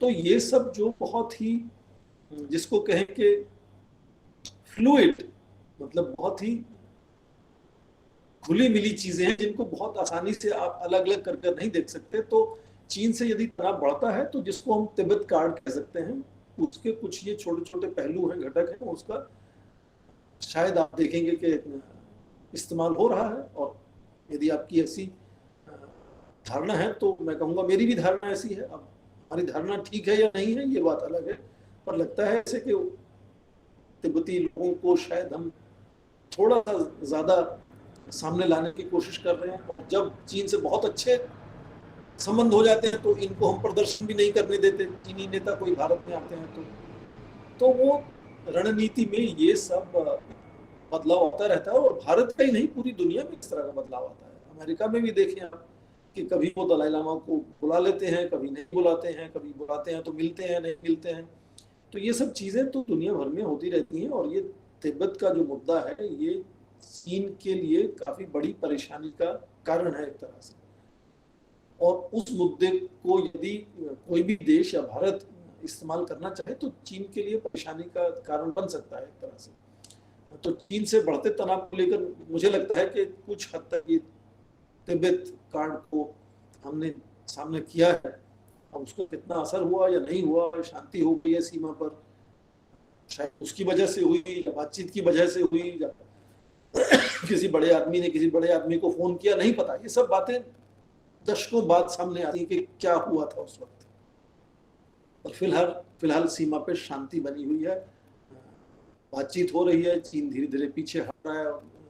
जहां हमें परेशानी थी, चीन हमने कहा कि आगे बढ़ के आया, वहां से पीछे हट जा रहा है। तो ये तनाव ऊपर नीचे होता रहेगा भारत और चीन का। और रणनीति जो दोनों तरफ से वो लगातार, उसमें भी आप देखेंगे अलग अलग रंग उसमें आपको लगातार नजर आते रहेंगे। अमित, उम्मीद है मैंने आपके क्वेश्चन का जवाब। बिल्कुल सर, बहुत बहुत धन्यवाद सर, बहुत बहुत धन्यवाद सर। काफी सर अच्छा लगा सर, आपकी कोशिश बहुत अच्छी थी। धन्यवाद सर। सर नमस्ते सर, मेरा नाम सुरेश कुमार सर है। जी जी सुरेश कुमार। सर भारत और चीन जैसे सभ्यतात्मक रूप से विकसित सांस्कृतिक राष्ट्र सर हैं। और आधुनिक इस समय वैश्विक जो परिप्रेक्ष्य में हम देखते हैं तो व्यापार, संघर्ष, युद्धों का जो हथियार है और जो संघर्ष चल रहा है सर, उसमें हम देखते हैं कि जो संस्कृति है उनकी शांति और मैत्री, जो प्राचीन सभ्यता से जो सीख रहे हैं, जो पाल रहे हैं, उसको संरक्षित कर रहे हैं। और आज इस समय में वो किस तरह से उसको प्रयोग करते हैं, एक पोस्टर बॉय के रूप में या फिर एक तरीके का बस ऐसे ही कर रहे हैं बस?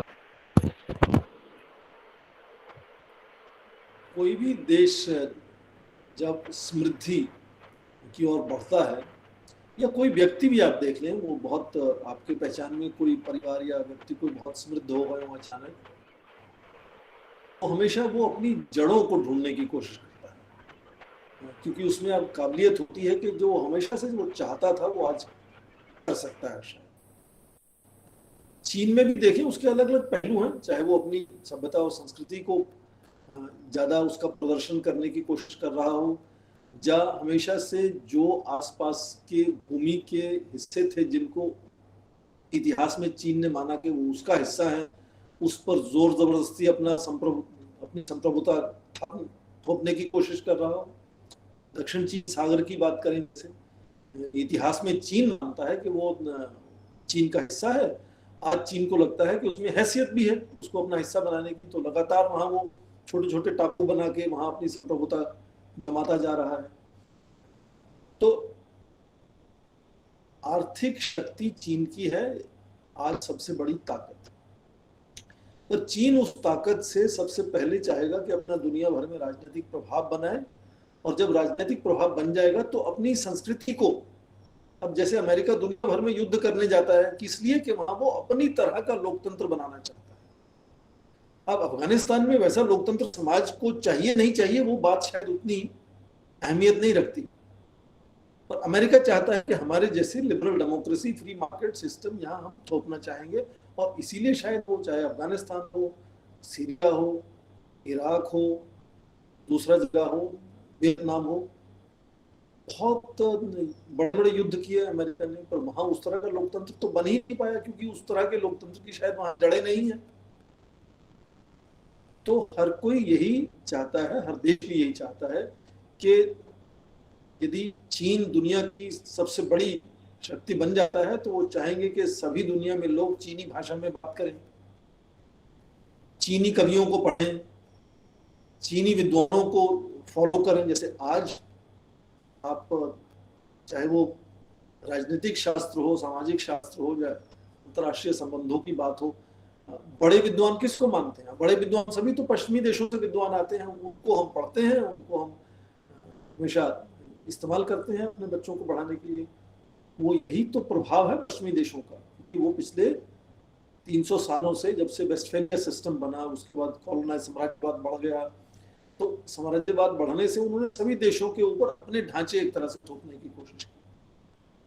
तो चीन यदि दुनिया की सबसे बड़ी ताकत बनेगा तो वो भी चाहेगा कि चीन तरह, जो चीन को ठीक लगता है कि ये अच्छा तरीका है जीवन यापन करने का, तो उस तरह का ही वो, जरूरी नहीं जैसे व्हाइट मैन्स बर्डन की बात करते हैं कॉलोनियल टाइम्स में, कि वो दुनिया को सिविलाइज करने जा रहे थे। उनको लगा कि दुनिया असभ्य है, उनको सभ्यता हम जाकर प्रदान करेंगे, हम उनको सिखाएंगे किस तरह से अच्छा जीवन जीना होता है।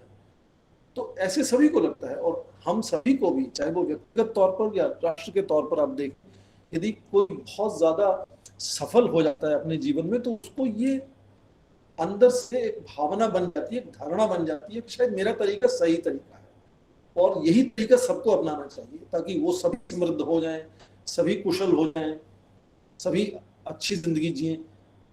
तो कुछ तो आप बिल्कुल बुद्धिजीवी के नजरिए से यदि बहुत ऑब्जेक्टिव तरीके से देखेंगे तो उसमें जरूरी नहीं कि उसमें कुछ खराब ही, उनका खराब मंशा है उनकी दूसरों के प्रति। कभी अच्छी मंशा से भी लोग जोर जबरदस्ती करते हैं। मैं तो कॉन्फ्लिक्ट रेजोल्यूशन पढ़ाता हूँ अपने यहाँ विश्वविद्यालय में, तो कहता हूँ मैं कभी कभी कि 90% झगड़े तो आप किसी को अच्छा कुछ करना चाह रहे हैं इसीलिए हो जाते हैं, क्योंकि आपको ये नहीं पता होता कि दूसरे के लिए अच्छा क्या है। आप वो अच्छा कर रहे होते हैं जो आपके नजरिए में अच्छा है, वो परिभाषा दूसरे की नहीं हो सकती, इसलिए वो दूसरा नाराज हो जाता है, चाहे वो देश हो चाहे आपका दोस्त हो। तो मुझे लगता है कि यही वजह है कि चीन फिलहाल आर्थिक शक्ति का इस्तेमाल कर रहा है, फिर राजनीतिक शक्ति का इस्तेमाल करेगा, फिर अपनी सांस्कृतिक प्रभाव को बढ़ाने की कोशिश करेगा। ये अक्सर ऐसा ही देखा गया, चाहे वो रोमन एम्पायर हो या मंगोलियन एम्पायर हो। अब देखिए इतिहास में जाकर कोई भी बड़ी, जो बहुत बड़ी सब बने हैं शक्ति दुनिया में, जिनका प्रभाव बहुत दूर तक गया हो, चाहे वो मुगल एम्पायर हो, कोई भी देख लें, उन्होंने यही कोशिश की कि बाकी के लोग हमारे जैसे बन जाए, और शायद वही तरीके से उनको समृद्धि, शांति और कुशलता मिल सकती है। तो चीन यदि ऐसा करने की सोचता है तो मुझे बहुत ज्यादा उसमें आश्चर्य नहीं होगा। धन्यवाद सर। एक thank you sir. Hello hello sir. हाँ शिवेश बोलिए आप। सर, मुझे सुन पा रहे हैं सर? हेलो। शिवेश। हाँ, good afternoon sir. Shivesh, good afternoon sir. Sir, मेरा प्रश्न सर अफगानिस्तान में चीन के जो स्टैंड को लेकर के है, जो चीन ने अफगानिस्तान में तालिबान को मान्यता दे करके कहीं ना कहीं भारतीय हितों के ऊपर कुठाराघात किया या भारतीय हितों को प्रभावित करने की कोशिश की। और पूर्व में हमारे प्रधानमंत्री जी का वक्तव्य रहा है कि गुड तालिबान, बैड तालिबान, अच्छा आतंकवाद, बुरा आतंकवाद में हमें अंतर करना होगा, और हमें सबको, मतलब आतंकवाद आतंकी ही है चाहे जिस रूप में हो। तो क्या पूर्व में अफगानिस्तान सरकार जैसे संबंधों का तालिबान के साथ भारत सरकार निर्वहन भविष्य में करेगी, या अपने हितों को बचाए रखने के लिए? ऐसा सुनने में आया है, खबरों में आया है कि शायद भारत किसी तरह से, जिसको हम बैक चैनल या अनौपचारिक तरीके से बातचीत, ट्रैक टू डिप्लोमेसी सर, कर रहा है। यस। पर उसके अलावा आप देखें कि जितने भी बाकी पड़ोसी देश हैं अफगानिस्तान के, पाकिस्तान तो पहले से ही उनको सारी पूरी यस सर, पूरी सहायता एक बैक डोर से। चीन भी लगातार उनसे बातचीत करता रहा है, चाहे वो बायलैटरल द्विपक्षीय स्तर पर हो या फिर वो जब वो शंघाई कोऑपरेशन ऑर्गेनाइजेशन एक संगठन है उसमें एक ग्रुप बनाया था चीन ने, 2005 में बनाया था, फिर बंद हो गया, फिर 2017 से फिर बनाया उन्होंने एक स्पेशल ग्रुप अफगानिस्तान पर बात करेगा और अफगानिस्तान के नेताओं को उसमें बुलाते थे वो। रशिया ने भी इस तरह के कई कॉन्फ्रेंस बुलाए, ईरान ने हमेशा कोशिश की और तालमेल बनाए रखा तालिबान के साथ। उनके नेता ईरान में भी तेहरान में जाते हैं, जो सेंट्रल एशियन रिपब्लिक है तुर्कमेनिस्तान, ताजिकिस्तान। तो मतलब कहने का ये कि पड़ोस के सभी देश औपचारिक तरीके से तालिबान से बातचीत कर रहे हैं। और भारत अभी ये कह रहा है, भारत एक तरह से बीच के रास्ते की बात कर रहा है, क्योंकि अभी पश्चिमी सारे जितने भी पश्चिमी ताकतें हैं, और भारत पिछले कुछ दशक में आप देखें ये पश्चिमी ताकतों के बहुत करीब आया है और उनसे मिलकर उसने पूरी अपनी जो नीति या रणनीति अफगानिस्तान में बनाई थी वो उनके तालमेल के साथ बनी हुई थी। और पश्चिमी देश अभी भी कह रहे हैं कि तालिबान को मान्यता नहीं देंगे जब तक वो कुछ मापदंडों पर सही नहीं उतरता है, क्योंकि अब के इतिहास में जो हमारी यादाश्त है, हमारी जो मेमोरी है तालिबान की, वो अच्छी नहीं है, वो बहुत खौफ वाली। यस सर, जैसा उसने अभी सॉरी सर, जैसा अभी उसने वादा किया था कि भारतीय दूतावासों को हम नहीं मतलब टच करेंगे, लेकिन उन्होंने ताले तोड़ करके वहां पे कागजात और तमाम चीजों को मतलब के करके अपने कस्टडी में लिया। तो उसकी शायद वजह ये भी हो सकती है शिवेश कि तालिबान एक बहुत अच्छे ढांचे में ढला हुआ संगठन नहीं है, वो तो हर तरह के लोग जुड़े हुए हैं। कुछ लोग तो मानते हैं कि उसमें ISI वाले भी घुसे हुए हैं, लश्कर तोयबा भी घुस गया है। ये तो अशरफ घनी काबुल छोड़ने से पहले कह चुके थे कि 7-8 हजार टेररिस्ट पाकिस्तान से घुस गए हैं। तो उसमें संगठन में बहुत प्रॉब्लम्स हैं, उसमें समस्याएं हैं। वो जमीन पर जो काडर है वो तालिबान का है भी नहीं, वो केंद्रीय संगठन की जो नेतृत्व है उसकी बात सुनता है नहीं सुनता है ये भी नहीं पता आज तो इसलिए वो इसीलिए उम्मीद करते हैं कि कोई ना कोई जल्द से जल्द वहां काबुल में सरकार बन जाए, चाहे वो मिलीजुली सरकार हो या तालिबान की हो। कम से कम किसी को आप जिम्मेदार ठहरा सकते हैं, किसी को पूछ सकते हैं, बता सकते हैं, उसको पनिश कर सकते हैं। अब तो कोई सरकार ही नहीं, और संगठन अपने आप में बहुत ही फोड़ वाला संगठन है, और उनमें आपसी यदि हिंसा हो गई तो बहुत मुश्किल हो सकती है। तो भारत बहुत ही ध्यान से इस वक्त चल रहा है कि जिसको वेट एंड वॉच की, कभी कभी वेट एंड वॉच को अच्छे नजरिए से नहीं देखते लोग, पर पश्चिमी देशों की आज ही जैसे G7 सम्मेलन, शिखर सम्मेलन हुआ है, उसमें कहा गया कि 31 अगस्त की जो समय सीमा दी है तालिबान ने कि तब तक जो करना है अमेरिकी फौजों को कर लें, उसके बाद भाग जाएं, निकल जाएं वहां से। क्योंकि अभी जो हामिद करजाई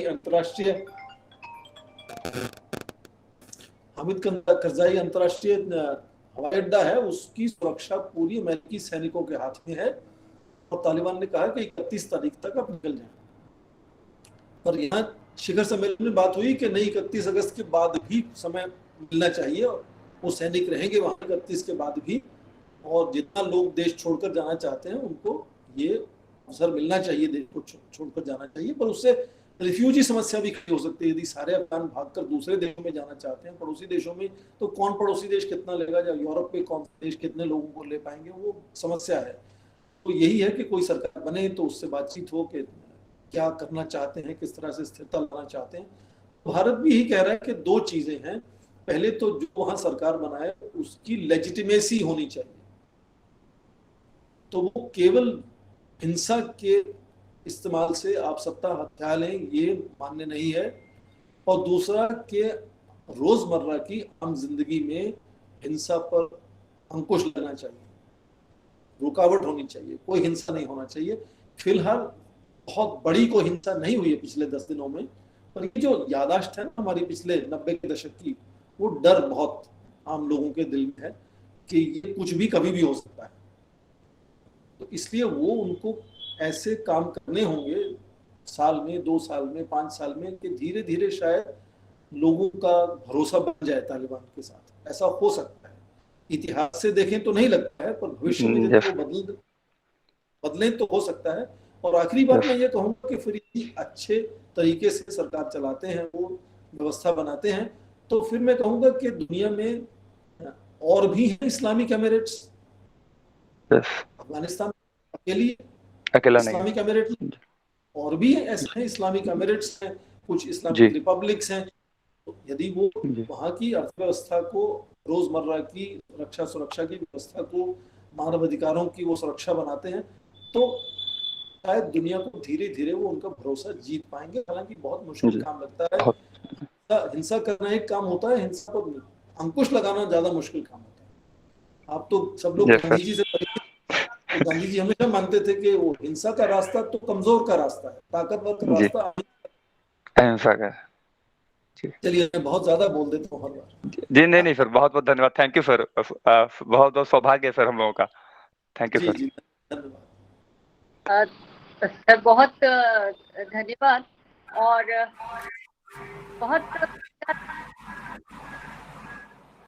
सेशन भी रहा, और मैं देख पा रही हूँ। रचना, मैं 1 मिनट रोकूंगा आपको। ये बसंत कन्या महाविद्यालय से कन्याएं सब शांत हैं, मुझसे नाराज हैं, जो वो ये समझिए कि जो भी मैंने कहा वो ठीक है। नहीं आजकल जेंडर मेन स्ट्रीमिंग पर बहुत ध्यान देना पड़ता है।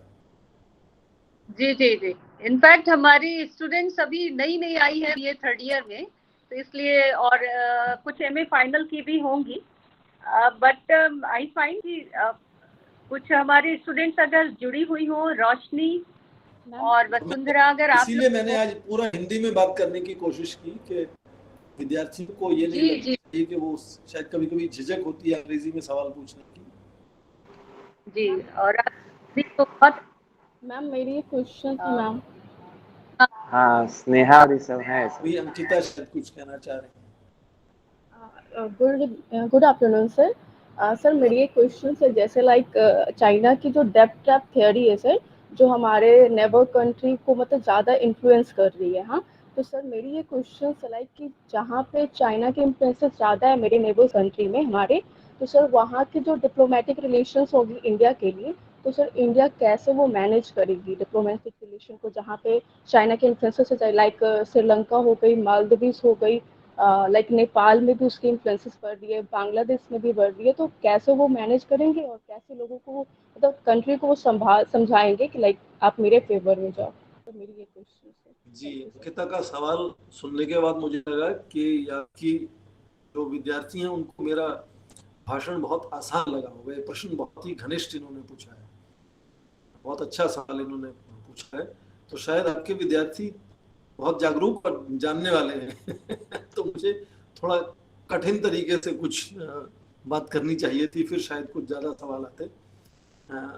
अच्छा प्रश्न आपने किया। जैसा हमने पहले ही कहा कि चीन के पास आर्थिक ताकत बहुत है, और इसीलिए वो दूसरे आस पड़ोस के देशों में जाकर बहुत सी योजनाएं बना रहा है, रेल की, रोड की, बिजली घरों की, अस्पतालों की, पोर्ट्स की, एयरपोर्ट्स की, बना रहा है सब कुछ।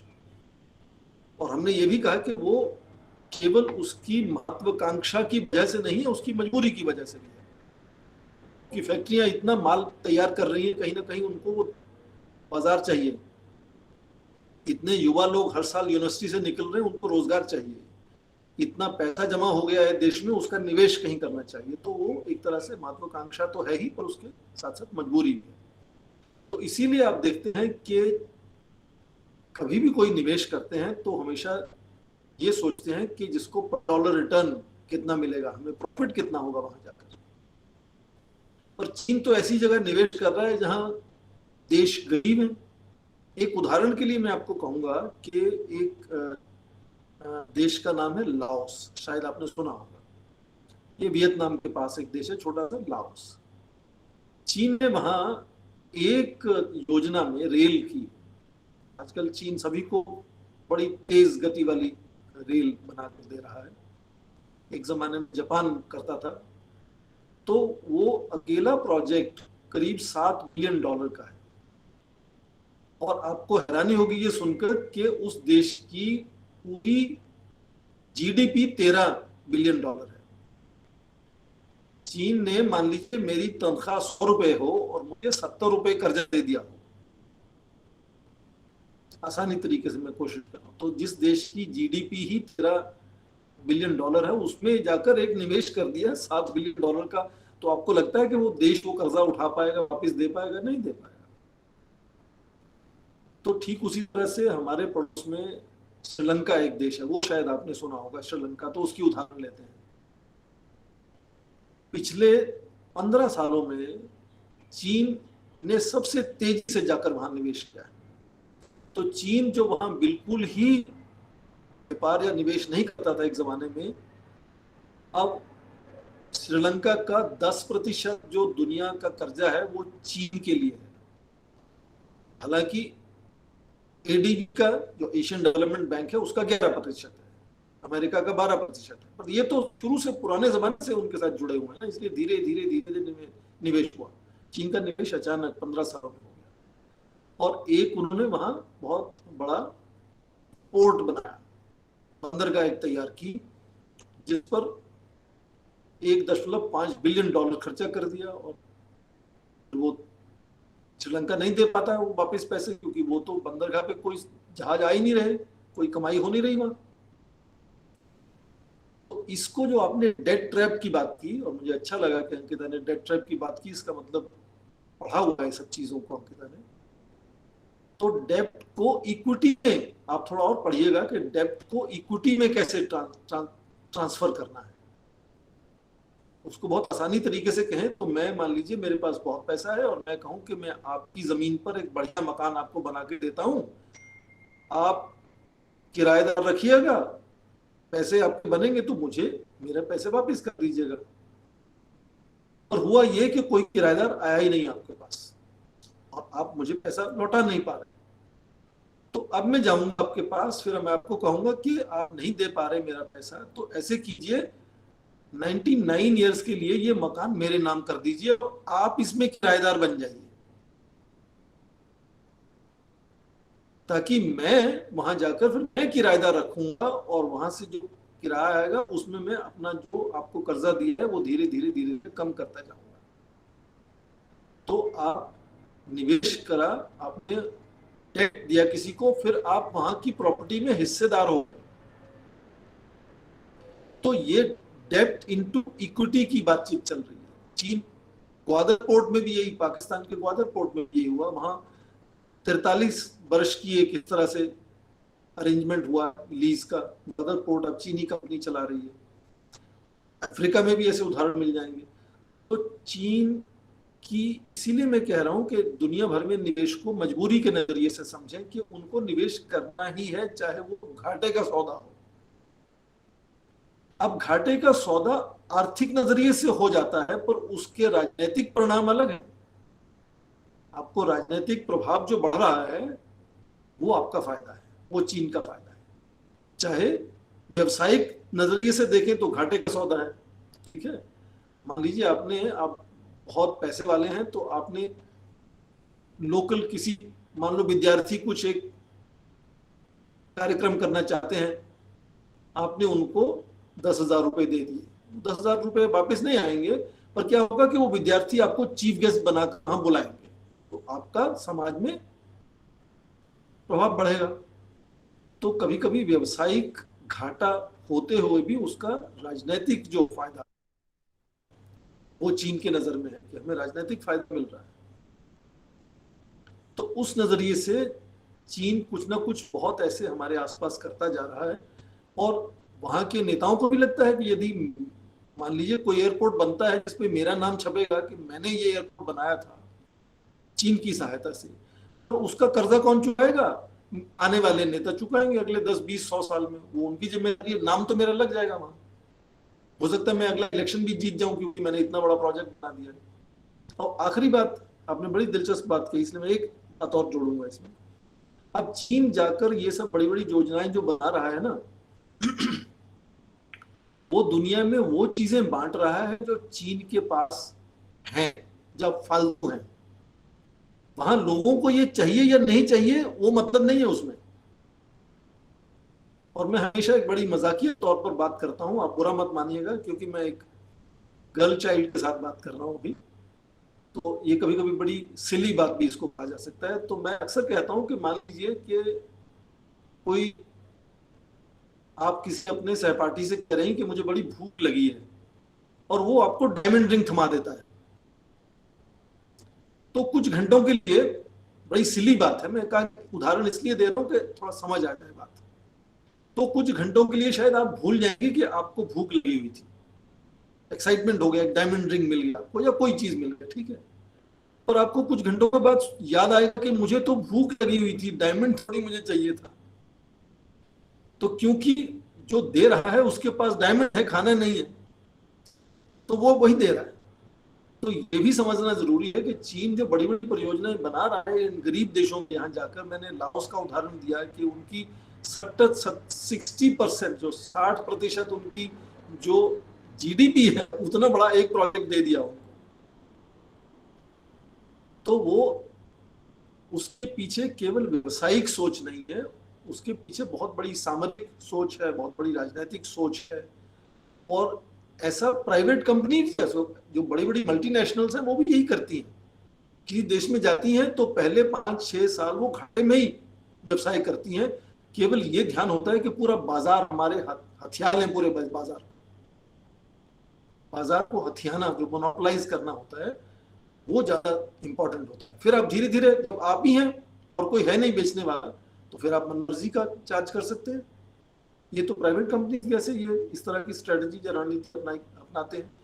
तो ये चीन का जो बहुत ही जटिल तरीका है एक तरह से, तो जो अपने डेट ट्रैप की बात की, वो डेट ट्रैप तो बन ही रहा है, और चीन को पता भी है कि डेट ट्रैप बन रहा है, पर चीन उस डेट ट्रैप को ध्यान में नहीं लेता है, क्योंकि उसको तो सामरिक प्रसिद्धि चाहिए, सामरिक प्रभाव चाहिए, उसको राजनीतिक प्रभाव चाहिए, और इसलिए शायद भारत पीछे पिछड़ जाता है कभी कभी, कि भारत उस तरह से देना नहीं चाहता, हमारा रुझान नहीं है वैसा।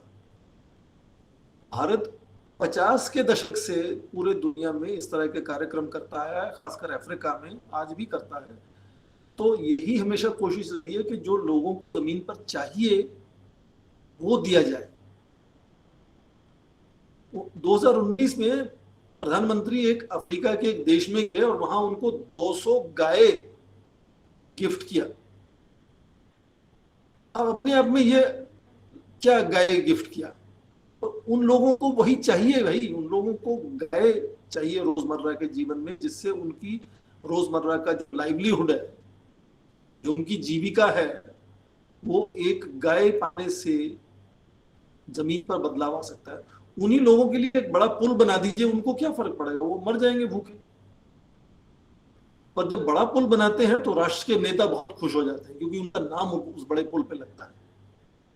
जब आप 100 या 200 गाय देते हैं तो बड़े नेता को लगता नहीं, यहाँ तो हमारा नाम कहीं छपने वाला नहीं है। तो हर देश का अपना एक तरीका है किस तरह से बाहर जाकर वो दूसरे देशों से तालमेल बनाना चाहता है।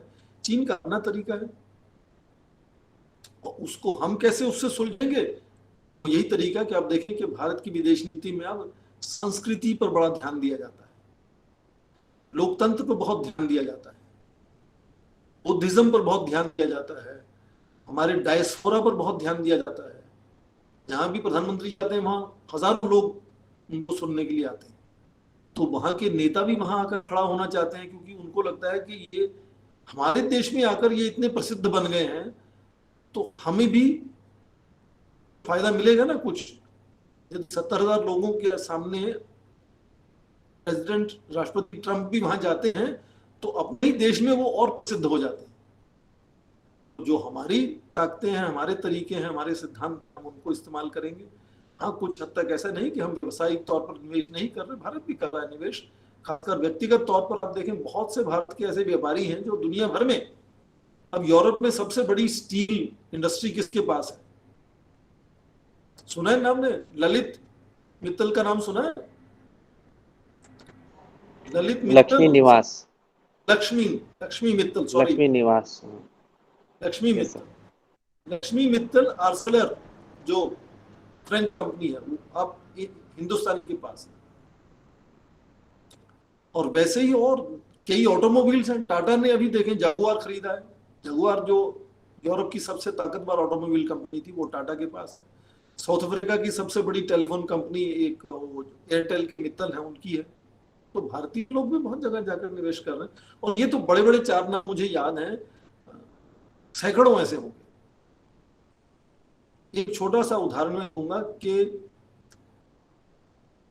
भारत सरकार ने करीब 142 परियोजनाओं को सफल पूरा कंप्लीट किया है दुनिया में, और उसमें से 50 पिछले 6 या 7 साल में ही ऐसे हुए हैं। तो ऐसा नहीं कि व्यवसायिक तौर पर भारत नहीं निवेश कर रहा, पर भारत की वो जिसको गुरुत्वाकर्षण का केंद्र मानेंगे ना, वो नहीं है। ग्रेविटेशन का सेंटर नहीं है हमारा। ग्रेविटेशन का सेंटर मूल्य है, सिद्धांत है। हम दुनिया में जाकर दुनिया को एम्पावर करने की कोशिश करते हैं, उनको ट्रेनिंग देने में भारत हमेशा कोशिश करता है। किसी को मछली पकड़ना सिखाता है, मछली दे नहीं देता कि खा लीजिए, वो दूसरे दिन कहां से खाएगा। मैं देखिए, कभी कभी मुझे लगता है कि टीचिंग से प्रीचिंग में मैं चला जाता हूँ। तो ये अब टीचिंग से प्रीचिंग हो गया, मुझे बंद कर देना चाहिए। पर आपने अच्छा सवाल पूछा, इसलिए मैंने लंबा जवाब दिया। धन्यवाद। और कोई स्टूडेंट पूछना चाहता है? You have this opportunity today. We have Yes, Professor ma'am. Swaran Singh with us. So please Ma'am. ask. Ma'am, can I? जी हाँ, जी रिचा। बिल्कुल। Yes. रिचा नायर शायद बोलना चाह रही है। Yes sir. सर एक्चुअली अभी जैसे हम देख रहे हैं, चाइना एक बहुत बड़ी सुपर पावर बनते जा रहा है, चाहे हर फील्ड में हो। और सर उसे हमें ऐसा लग रहा है ना कि उसे कोई रोकने वाला या एक तरीके से बोलने वाला भी कोई दिख नहीं रहा है। बिकॉज चाहे वो कोरोना का फील्ड हो, एवरीबडी नोज कि कोरोना की स्टार्टिंग वहाँ से आई है, बट सर कोई उसे क्लेम ही नहीं कर पा रहा है, ना ही उसे कोई बोल पा रहा है कि कोरोना वहाँ से स्टार्ट हुआ। Okay. And second thing sir, जो तालिबान वाला मैटर हुआ, उसमें सबसे पहले चाइना जाके उसको सपोर्ट कर दिया, बल्कि जो बहुत ज़्यादा रॉन्ग था। उसके बाद भी वो सपोर्ट इतनी फ्रीली किया है, ऐसा लग रहा है कि वो बहुत अच्छा काम किया है। बट उसको मतलब चाइना को कहीं किसी पॉइंट पे कोई रोकने वाला ही नहीं दिख रहा है, चाहे वो अमेरिका भी नहीं हो पा रहा है। तो सर ऐसा लग रहा है कि वो सुपर पावर कुछ ओवर सुपर पावर बन रहा है, और वो आगे जाके कुछ बहुत ज़्यादा ही हम एवरी कंट्री के लिए, I think third world country के लिए भी, और हमारे जैसे बहुत सारे कंट्रियों के लिए बहुत ही एक बुरी चीज़ होने वाली है। आपको मैं कहूँगा रिचा के जैसे नया नया कोई सक्षम होता है ना, नया नया ताकतवर बन जाता है कोई, तो उसके लिए 2 समस्याएं होती हैं। एक तो अपने जो उत्साह पे अंकुश कैसे रखे वो, क्योंकि बहुत उत्साहित हो जाता है कि मैं शायद अब तारे तोड़ सकता हूँ। और दूसरा, किस तरह से दूसरे लोगों की मान्यता प्राप्त कर सके, दूसरे लोग भी उसको सक्षम और ताकतवर समझें, ना कि उसको बुरा माने, बुरा समझें। और जब कोई नया, चाहे वो व्यक्ति हो, दोस्त हो आपका, चाहे वो देश हो, नया नया उभर कर सामने आता है, तो ये 2 समस्याएं उसके सामने होती हैं कि अपने उत्साह पर अंकुश कैसे लगाया जाए और दूसरों की धीरे धीरे मान्यता कैसे प्राप्त की जाए, ताकि मेरा रास्ता, मेरी सोच, मेरा तरीका सही है, ये दूसरे लोग भी मानना शुरू करें। और हमारी ताकत तो दूसरों के नजर में होती है, हम कितने ताकतवर हैं, ये यदि कोई मानता ही नहीं है। मान लीजिए मैं यही भाषण आपको यदि किसी दूसरी भाषा में, मान लीजिए हिब्रू में या चाइनीज में दे दूं, तो मुझे नहीं मालूम कि कौन आप में से हिब्रू या चाइनीज जानता है, पर मान लीजिए यदि कोई जानता नहीं, तो मेरा सारा भाषण बेकार है। तो चीन की भी यही समस्या है कि उसको एक तो उत्साह बहुत है कि वो कितनी जल्द से जल्द दुनिया भर में प्रभाव अपना बना ले, और जो भी अड़चन है उसको किस तरह से हटाया जाए। और अफगानिस्तान में उसको लगा कि बहुत बड़ी अड़चन है, क्योंकि वो अमेरिका का वहाँ दबदबा था, अमेरिका के साथ साथ भारत का भी प्रभाव था वहाँ, और वो अपना जो आधारभूत संरचना करना चाह रहा है ना इंफ्रास्ट्रक्चर से, चाइना पाकिस्तान इकोनॉमिक कॉरिडोर, वो तेजी से बढ़ नहीं रहा। अब तालिबान यदि आता है और तालिबान पर उसको लगता है कि वो जल्दी से उन पर प्रभावित हो सकता है, उनको किसी तरह से फुसला सकता है, कुछ ऐसे चीज दे देगा, कोई प्रोजेक्ट दे देगा, तो मान जाएंगे जो चीज करना चाहेगा उस बात को। तो उसके लिए ये जरूरी है कि जो तालिबान सरकार बनाता है अफगानिस्तान में, तो वो चीन के दोस्त की तरह से सरकार बनाए।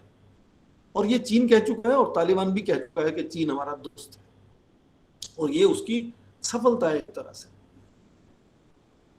और जैसा मैं पहले कह रहा था कि समय काल में कब क्या बदलाव आए और उससे किसको कितना फायदा हो, ये इतिहास में आप पढ़कर देख सकते हैं। जैसे मैंने कहा कि शक्ति की परिभाषा बदल गई है। आज केवल सैन्य शक्ति को ही शक्ति का स्रोत नहीं, बल्कि दूसरे स्रोत भी हैं, जैसे वो चाहे सिद्धांत की बात हो या अपना राजनीतिक ढांचा लोकतांत्रिक है उसकी बात हो, या आर्थिक शक्ति की बात हो। आर्थिक शक्ति को भी राष्ट्र शक्ति का बहुत बड़ा स्रोत मानते हैं, और ये बदलाव जो हुआ परिभाषा में, ठीक उस परिप्रेक्ष्य में चीन बहुत बड़ी आर्थिक शक्ति बनकर उभरा है। और आपके समझने के लिए शायद ये कहना जरूरी हो जाएगा यहाँ कि 70 के दशक में जब जापान बहुत बड़ी शक्ति बनकर उभरा था, आर्थिक शक्ति, जब ठीक उसी वक्त जर्मनी बहुत बड़ी शक्ति बनकर उभरा था, तो 70 के दशक में शीत युद्ध, बहुत जबरदस्त शीत युद्ध चल रहा था। और उस वक्त शक्ति की परिभाषा केवल सैन्य शक्ति की परिभाषा थी। इसलिए जापान और जर्मनी बड़ी आर्थिक व्यवस्थाएं बनकर उभरे, पर उनको अंतर्राष्ट्रीय संबंधों में, अंतर्राष्ट्रीय ढांचे में उनको शक्ति नहीं माना गया। चीन भी यदि उसका जो आर्थिक उदय हुआ वो 70 के दशक में होता, तो शायद चीन को भी शक्ति नहीं माना जाता। पर चीन का उदय हुआ 90 के दशक से और 2000 में, पिछले 20 साल, जब शक्ति की परिभाषा बदल चुकी है। तो अब उसके आर्थिक उदय को हम एक बड़ी शक्ति के उदय के नजरिए से देखते हैं, और उसको लगता है कि उसका अपना राष्ट्रहित है, वो उसको साधना है, और आज वो अपने राष्ट्रहित को साधने में सक्षम है। इसलिए जैसे आपने कहा कि वो निरंकुश जो मन चाहता है करता है, हालांकि ऐसा नहीं है। चीन पर भी बहुत से ऐसे प्रभाव हैं दूसरे देशों के, कानून की रुकावटें, अंतर्राष्ट्रीय कानून की रुकावटें हैं चीन के ऊपर भी। बहुत से ऐसे संस्थान हैं यहाँ चीन जुड़ना चाहता है, वो दूसरे देश उसको नहीं जुड़ने दे रहे, ऐसी चीजें हैं अभी। और हाँ, लगता है कि चीन बहुत तेजी से आर्थिक ताकत की वजह से अपना प्रभाव बढ़ाता जा रहा है। उस पर रोक कैसे लगाई जाए? जाहिर है सारे देश कोशिश कर रहे हैं, जो पश्चिमी देश हैं, जो विकसित देश हैं, वो अपने आर्थिक व्यवस्था को कोशिश करते हैं कि चीन के विरोध खड़ा कर दें, इस्तेमाल करें। और क्योंकि वो सब लोकतांत्रिक देश हैं और एक नहीं कई देश हैं, इसलिए उनके निर्णयों में तालमेल लाना और उसको कार्यान्वित करना उतना आसान नहीं होता। चीन में तो एक पार्टी है, एक लीडर है, वो जो निर्णय होता है वो इम्प्लीमेंट हो जाता है तेजी से, और उसका लंबी दौड़ में क्या रुझान रहेगा, क्या नतीजा निकलेगा, नहीं मालूम। एक छोटी सी उदाहरण मैं दूंगा कि कभी कभी आप खेलों में आप देखते हैं, जब प्रतिस्पर्धा होती है तो दो तरह के धावक आपको नजर आएंगे। एक धावक है वो मैराथन दौड़ता है, दूसरा धावक जो है वो स्प्रिंट दौड़ता है। मुझे हिंदी नहीं उसकी आएगी स्प्रिंट की। एक धावक जिसको 100 मीटर की दौड़ दौड़नी है वो बड़ी तेजी से दौड़ता है, और दूसरे को 41 किलोमीटर दौड़ना है और वो धीरे धीरे दौड़ता है। तो आपकी नजर में आपकी ताकत स्प्रिंटर बनने की है या आपकी ताकत मैराथन रनर बनने की है, ये हर देश को अपने लिए चुनना होता है। तो शायद आज बहुत एक्साइटिंग लगता है, इतनी 40 साल में उसने सब बदल दिया, दुनिया की बड़ी शक्ति बन गया है। अब क्या कब तक इतनी बड़ी शक्ति बना रहेगा, इस सवालिया निशान लगते हैं। एक समय था कि जो सोवियत संघ था वो दुनिया की सबसे बड़ी शक्ति था, अचानक सब कुछ विघटन हो गया। चीन के बारे में लोग ऐसा कहते हैं कि कभी हो सकता है कब तक इतनी तेजी से आगे बढ़ता रहेगा। तो बहुत से ऐसे जटिल सवाल हैं जिनका अभी छोटी सी बातचीत में निर्णय नहीं लिया जा सकता। पर हाँ, मैं आपसे सहमत हूँ कि चीन बहुत तेजी से अपना प्रभाव बढ़ा रहा है हमारे आसपास, और दूसरे देशों को कभी कभी उससे चिंता होती है, भारत को भी चिंता होती है। धन्यवाद रिचा।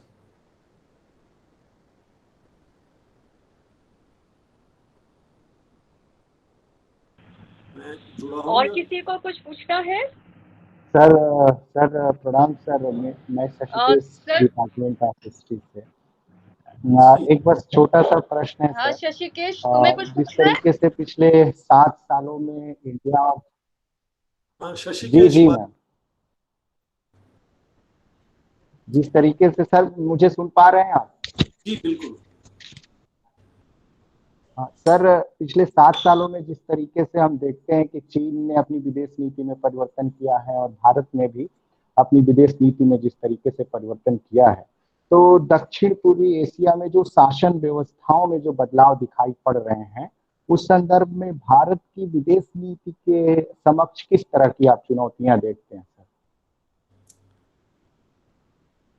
ये दक्षिण पूर्व एशिया ही एक ऐसा क्षेत्र था, यहाँ द्विपक्षीय चुनौतियों से हटकर भारत और चीन क्षेत्रीय संस्थानों में इकट्ठा आमने सामने बैठते थे, तालमेल बनाने की कोशिश करते थे। और दक्षिण पूर्व एशिया में आसियान जिसको कहते हैं ना, association south east Asian Nations, उसने और कई संगठन 90 के दशक से शुरू किया और बनाए। आप देखें, आसियान रीजनल फोरम से शुरू करें, उससे पहले APEC, Asia Pacific economic cooperation forum, और बाद में ये ईस्ट एशिया समिट शुरू किया 2005 से। तो चीन और भारत हमेशा से उन सब संगठनों में बैठते हैं और बातचीत करने की कोशिश करते हैं। और ये भी लगा उसमें कि जब क्षेत्र के स्तर पर, जब विश्व के स्तर पर जो मुद्दे हैं उनको सुलझाने के लिए रणनीति तैयार करते हैं, तो भारत और चीन का नजरिया अक्सर मिलता जुलता है, क्योंकि दोनों विकासशील देश हैं, सभ्यताएं हैं पुरानी और बड़ी जनसंख्या है। तो उनकी जो सोच है, जो तरीका है, जो उनको लगता है जो वो योगदान कर सकते हैं, वो काफी हद तक तालमेल उसमें बनता रहा और रहा, आसान रहा। और कभी कभी ये भी कहा गया कि ये बढ़ते हुए क्षेत्रीय और अंतर्राष्ट्रीय स्तर पर तालमेल की वजह से चीन और भारत के आपसी द्विपक्षीय संबंधों को फायदा मिलेगा, गर्माहट आएगी उसमें। और कुछ हद तक ये मैं मानता भी हूँ कि ऐसा हुआ। पर चीन का जो प्रभाव है वो हाल ही में पिछले कुछ 2 दशक में, जैसा पहले भी ऋचा ने भी कहा, कि बहुत तेजी से बढ़ा है। और भारत का प्रभाव उतनी तेजी से नहीं बढ़ा। आप देखें कि 90 के दशक की शुरुआत जब होती है, तो तब तक भारत और चीन दोनों ही करीब $300 बिलियन की आर्थिक व्यवस्थाएं थी। भारत 15 बिलियन कम था, भारत शायद 297 बिलियन था 90 के दशक में जब हमारा ये आर्थिक सुधार शुरू हुए। उस वक्त चीन $314 बिलियन था। तो धीरे धीरे इतनी तेजी से रफ्तार से चीन बढ़ा आगे कि आज उसकी आर्थिक व्यवस्था $15.5 ट्रिलियन है और भारत की $2.7 ट्रिलियन है। तो ये जो आपस में फर्क पड़ गया, कम से कम आर्थिक वृद्धि दर को लेकर, उससे चीन ने अपना प्रभाव दक्षिण पूर्व एशिया में बहुत बढ़ाया। हालांकि सारे दक्षिण पूर्व एशिया के देश ज्यादातर लोकतांत्रिक देश हैं, उनका भारत से तालमेल बहुत गहन होना चाहिए, पर उनका आर्थिक व्यापार और निवेश इतना गहन है चीन के साथ कि वो चीन को अपना शायद ज्यादा प्रभावशाली दोस्त मानते हैं। हालांकि उन सब देशों का चीन से झगड़ा भी है दक्षिण चीन सागर को लेकर, उसके बावजूद वो चीन के आगे कुछ बहुत कभी भी मिलकर आसियान बात नहीं कर पाता। वो एक एक देश अपनी अपनी बात अलग अलग करता है चीन के साथ। तो लोकतंत्र होने के बावजूद, जब भारत लोकतंत्र है, अमेरिका के साथ जुड़े होने के बावजूद, आसियान भी जुड़ा हुआ है, भारत भी जुड़ा हुआ है, पर वो चीन के प्रभाव में बहुत आया है आसियान पिछले 2 दशकों में। तो उससे लगता है कि भारत का भी बहुत अच्छा व्यापार है उनके साथ, संबंध अच्छे हैं, पर चीन का प्रभाव शायद ज्यादा है भारत के कंपैरिजन में। Shashikesh, I believe Shashikesh is satisfied now, sir. जी sir. Shashikesh, did I answer your? मैंने दे दिया आपको, जब कुछ और पूछना था? जी सर। चलिए, तो आई बिलीव कि हम लोग अब कंक्लूजन की ओर जा रहे हैं, because we have taken a lot of your time sir. And in fact एक बहुत अच्छी चीज ये है कि हमने बहुत सारी बातें की, और हमारे स्टूडेंट्स को भी आपने जिस तरीके से एनकरेज किया, to come out with questions. तो वो एक बहुत अच्छा था, because many a times our students are a little bit shy and they do not come up with questions, but with your encouragement they could ask. और हम लोगों के लिए भी बहुत अच्छा है ये. और तो we can now come to the conclusion. और जैसा कि आप बता रहे थे और हम लोग देख भी रहे हैं दुनिया की जो स्थिति है और सदर्न एशिया में जो परिस्थितियां हैं, जिस तरीके से चीन काम कर रहा है. इनफैक्ट कभी कभी ये लगता है कि चाइना एक ऐसी पोजीशन पर है जहां पे उससे रश्क किया जा सकता है. Despite being a communist country, it is acting like a capitalist country.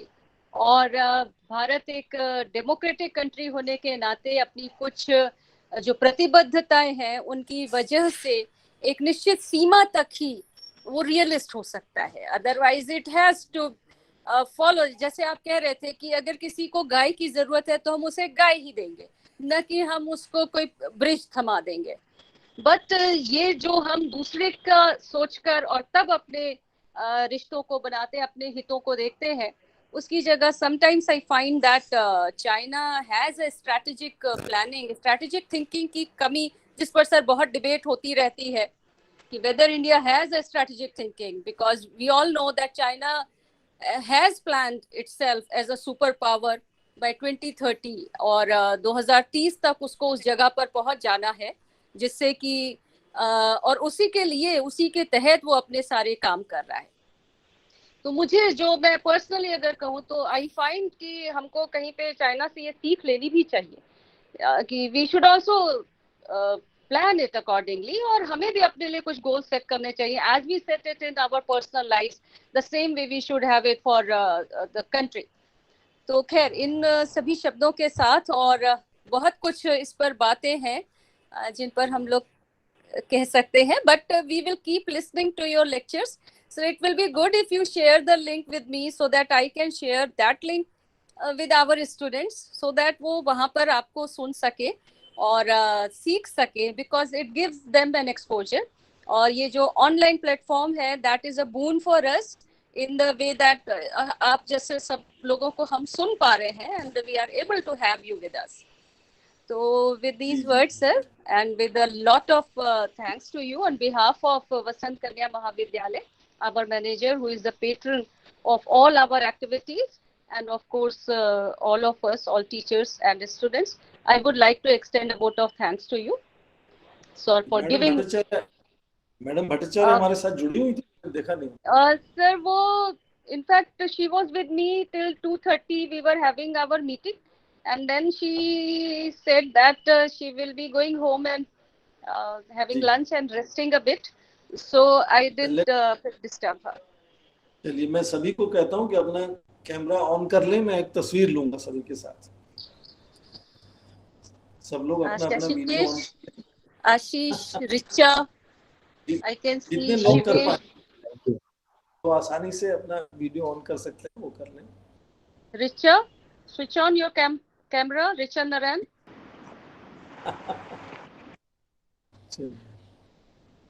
Ji. Sneha, you can also switch on so that एक ब्लॉक बचा रह गया है जो वो भी ऑन हो जाए. नहीं, वो आते जाते रहते हैं, वो बीच में एक बंद होता है दूसरा खुल जाता है. जी. चलिए ठीक है. I am going to click it 1, 2 and 3. I'll say 1, 2 and 3. Thank you. Thank you so much, sir. Thank you, sir. And आगे भी हम लोग आपको बुलाते रहेंगे, and you will have to give us time. Ji ji.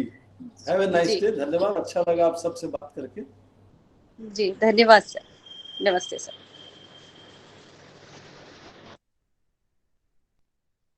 So आशीष, हम लोग meet and कर सकते हैं.